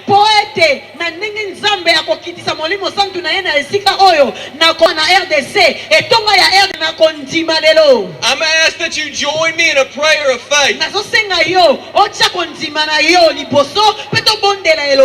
In just a minute, I don't want you to listen to me pray. I know the Congolese people know how to pray. So I'm going to ask that you pray with me. And if you have a need from God, would you just raise your hand right now? If you need a miracle, I'm not going to stop praying until you start. Our Lord over all of our lives. We proclaim that you are Lord over sickness and disease. We proclaim that you are Lord over sin, God. And we surrender our lives. God, I surrender myself to you today, God. God, I ask that you would begin to provide a fresh anointing on your church. God, anoint these men of God who are about to pray. God, would you raise up a church in DR Congo that not only brings and ushers in peace, but God, a church that changes all of Africa. God, expand our faith and our belief in what you can do in the church. God, I just ask that even in this crowd you would raise up pastors. Would you raise up prophets? Would you raise up apostles? God, would we see your miracle working power? God, heal every sick body in this house. Cast out every demon in hell that seeks to plague us. God, and would you be magnified in our lives? Bring peace to the east. Bring peace to Kinshasa. May prosperity reign. Oh Lord, and would you just lift up this church in DR Congo? Would you provide a fresh anointing on the church? May you start a working power that changes.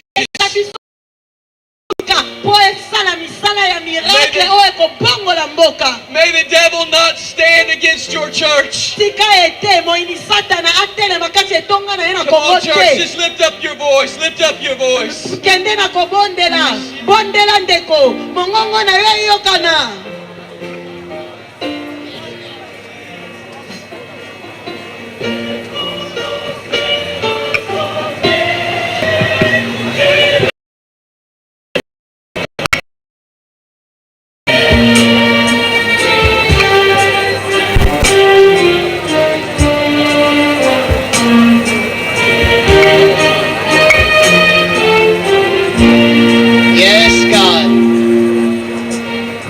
Be quick because today has already been powerful.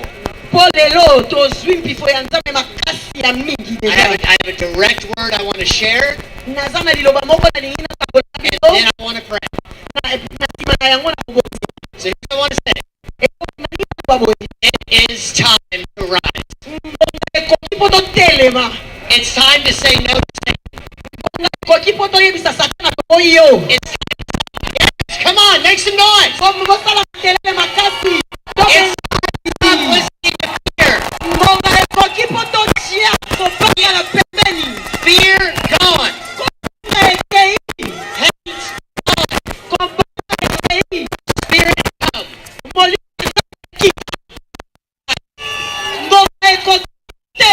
It's time to great again.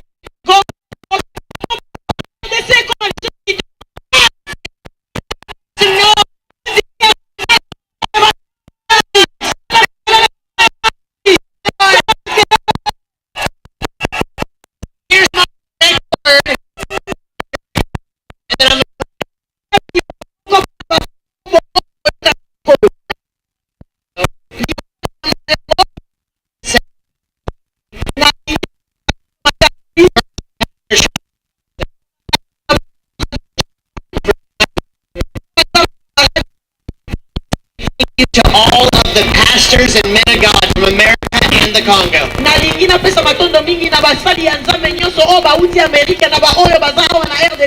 Give them a round of applause. Here is what I know. Pastors are heroes. When I was 13 years old, the Lord called me to be a pastor. He called me to preach the gospel. I surrendered my life at 13. Do we have anybody around 13 years old? 13, 14, 15, 16, 17. Raise a hand if that's you. If that's you. How many of you have teenagers in your house? Here's what I want to say. It's time for the young lions to rise. God is marking your generation. You are the revival generation. Every young man, every young lady, God has a calling on your life. All the way in the back, all the way in the front, all the young people over there, all the young people over there, to every young person that feels forgotten, not loved, not seen, not seen. God's calling you. And today is that day. You have fire in your bones. You are the revival generation. If God could call me at 13, He can call you. I didn't grow up with parents. I was adopted. I had an aunt and uncle who raised me. They were my mom and dad. But I know what it's like to not have everything work out. But I know this. There's a God in heaven, and He's calling these young people to preach the gospel. So I'm going to pray for you. I want you, if you're a young person, to raise your hand high. Raise it all over the place. I'm going to ask if the pastors over there and the pastors up here will stretch their hand out towards you.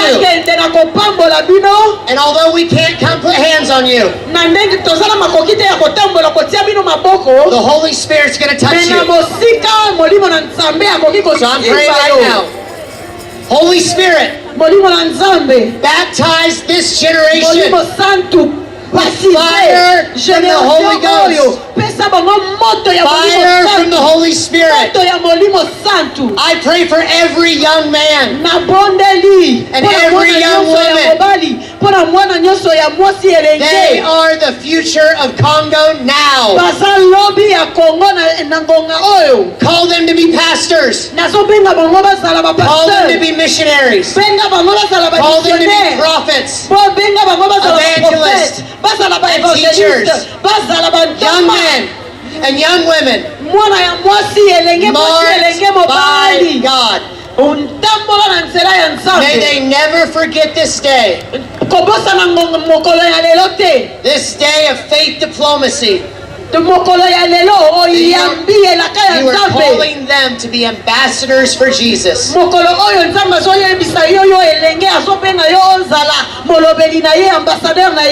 I pray for all the hurt to be gone, all the pain to be gone, suicide to go, addiction to go, fear to go, and that this generation would rise,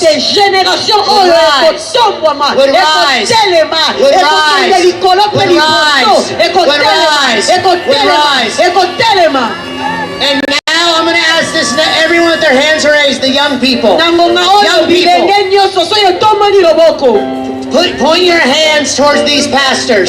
Point your hands towards these pastors. And I want you to pray for them. Every pastors, oh God, we pray for these men of God. Let the fire of God rest on their hearts and their ministries. That they would not quit, they would not get tired, they would not stop.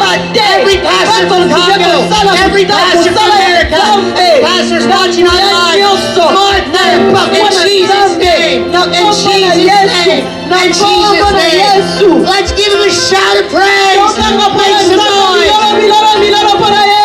Make some noise.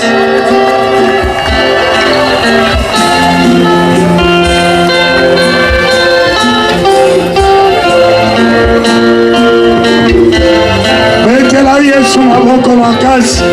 Clap for the Lord. Nasengi toyokana. Mboko ya marabatu ne pambolama. Ba pasteur na biso tozalaka na bango mikolo nyonso. Toyambi bapaya botika kotimelanga bato pasteur na biso koloba te, pasteur na biso koloba te. Eza na ntina moko te. Tobongisaki milulu oyo bakambi nyonso bazalaki na biso balobaki bayebi ke toyokanaki totika espace na bapaya. So now we are going to pray for our guests. So oza vraiment mwana nzambe betela na nzambe Child of God, clap your hands. Mentoza bato toyebi towana molimo na nzambe toape na mutu ezosala. We have the Spirit of God in Molili us to ezoya. pray. It's about Tolingaki topesa nanu nzela bapaya na biso s'exprimer. now that our guests have prayed, Siko tozobenga basali na biso ya we mboka. call our local pastors Molili ezoya. So topesi mutu na mutu micro asambela tokolala. so that they may pray for all of us. Yango nazosenga Before we get banyonso tokotanga kombo boye liboso. So the tosimbami maboko tobondeli lokola bato topamboli pays na biso mutu moko akotombola mongongo na kombo bato nyonso asambe nde boye bomoko ezalaka. Eske bosepeli na yango? Babetela nzambe maboko baboye tosengi chef ya confession religieuse nyonso bazawa bapusana liboso. So we are calling all the leaders of every denomination here to come forward. Bango nyonso bakontribue po tozala ebele boye. They all contributed to the success of this gathering. So all the leaders will come forward and will pray in unison. Clap our hands for all the spiritual leaders of all denominations. And we'll outside of them, tozala basali na nzambe musu bazala mboka oyo be baza bakonzi ya baconfession religieuse te. We have other pastors who are here who are not members of this denomination. They did a lot of work as well. We will not be able to all come here. If you're in agreement.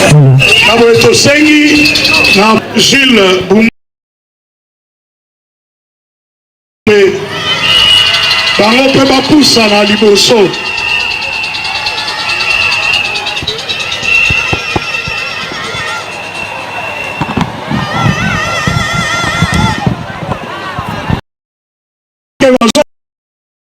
Tosengi na ndeko na biso Michel Bakenda azala deja na instrument. We are calling Michel, the psalmist Michel Bakenda, to be ready.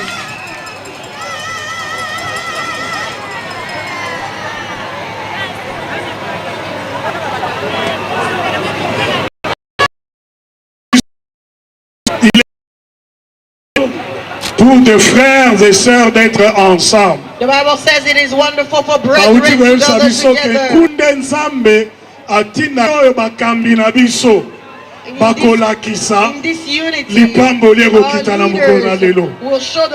Eske mutu moko alingi lipamboli azawa?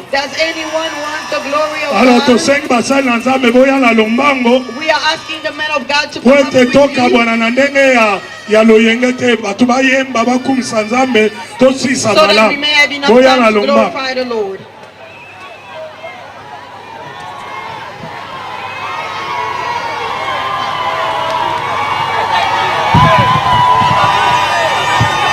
basali na nzambe batabino du corps batikali na se.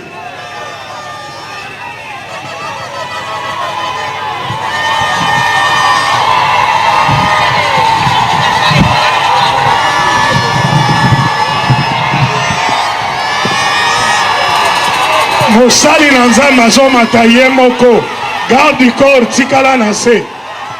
Bangelu baza bakobatela basali na nzambe problème ezati.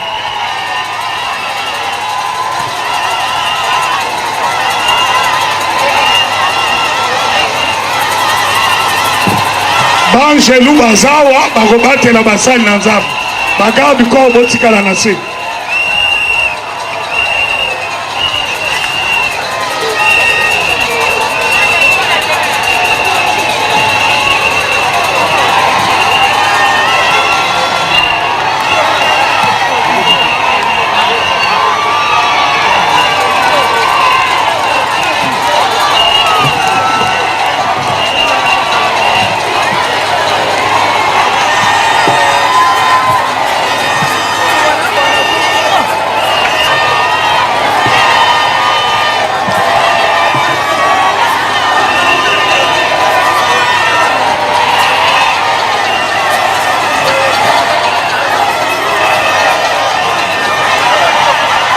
Si on peut se tenir main dans la main, tous les hommes de Dieu. Mwana Kongo nyonso azawa. Simba moninga na aza pembeni. Simba moninga na yo aza pembeni na loboko. Hold the hand of the person next to you. Tolingi tobondela. We're going to pray. Tosengi tika ko Simba moninga na aza pembeni. We're going to pray now.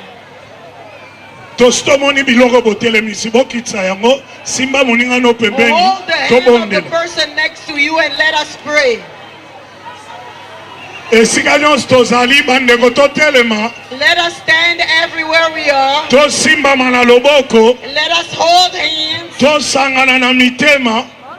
Let's agree in our hearts. Bible elobi na biso boye The Bible tells us nyonso bokosenga everything you will ask. soki bosangani na bomoko If you are in unity, nyonso bokosenga epai na tata everything that you will na ask, kombo na ngai in ekopesamela na my bino. name it shall be given unto you. Bayo bazokufa na este Those who are dying in the bayo east, nyonso bazomona pasi na all those who bitumba are oyo suffering in the fight bazali here, bandeko na biso. they are our brothers and sisters. Tolingi tosimbama elongo We want to hold hands tobelela epai na nzambe. and cry out to God Bitumba oyo esengeli so esila that this war can end.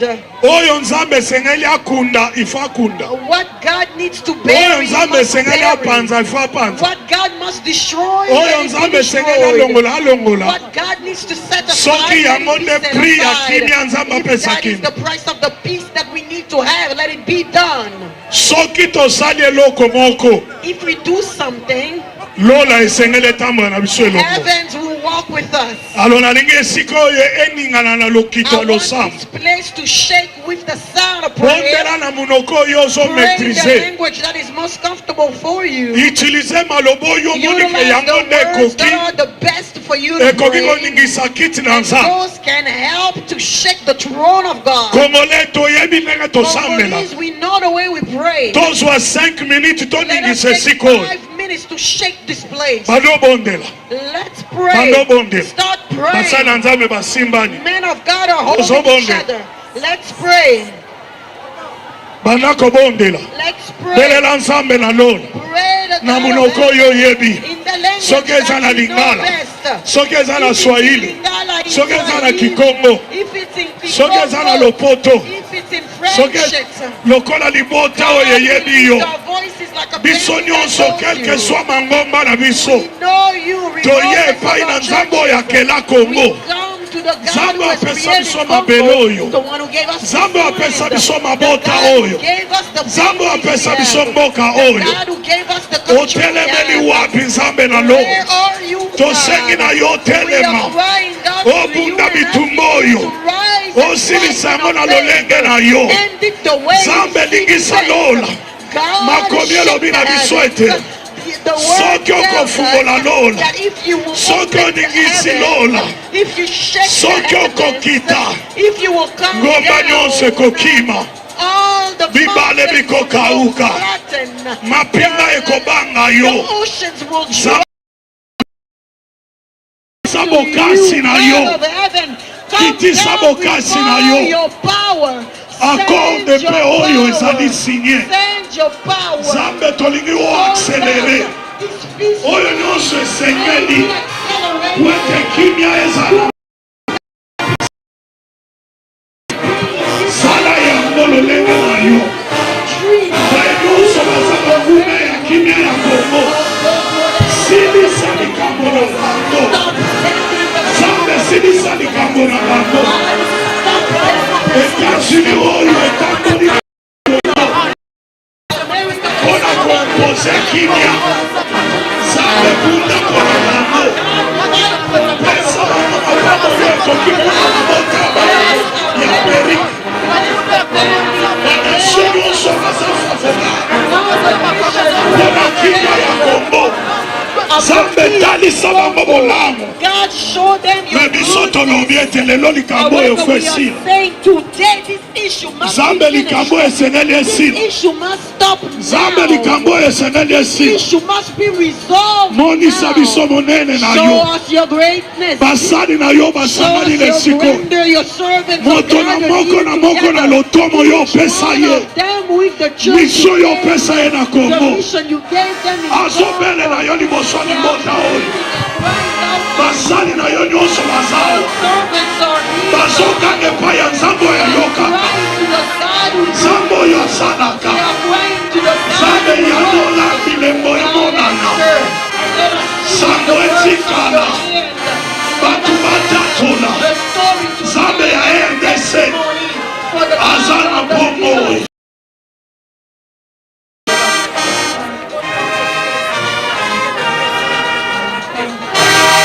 tozopesa maloba epai ya oyo akambaka lingomba ya baconfession religieuse nyonso esika moko. Give the word to the leader of all the religious confessions. Asilisa étape oyo ya kobondela abondela mpe mpo na États-Unis. He's going to pray and bring our prayers together and pray for the tosengi USA boye as well. na évêque général ekiba abonde. We're going to pray and we're going to ask the ayike basimbani maboko togarde su maboko na biso. keep holding hands while he prays.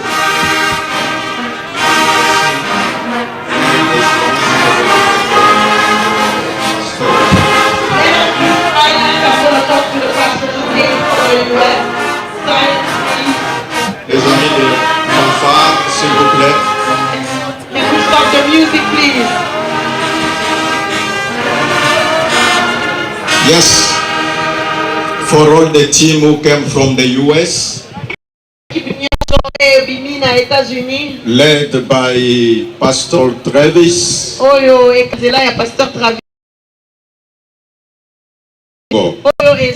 Thankful, we are grateful to the President Donald Trump. Betonga nyonso oyo eyangami awa betonga ya Congo tozako topesa matondi mingi epai ya President Donald Trump. We are thankful to the American people. Tozopesa matondi mingi na peuple américain. And also to the church in the United States of America. Tozopesa matondi mingi na église ya États-Unis. Because they stood up alongside the DRC. Na nzela ya accord de paix entre Rwanda na Congo o esimbami na misala ya Amerique. As a church, Na biso etonga we are behind. toza na sima. And we pray God to accelerate everything. Toza na sima na Prayer is that God bless America. losambo na biso eza kosenga nzambe apambola Amerique. God bless the people of America. Nzambe apambola bana ya Amerika. Let us pray. Tobondela elongo. The Démocratique du Church of the Congo. Democratic Republic of Congo. Nous bénissons les États-Unis d'Amérique.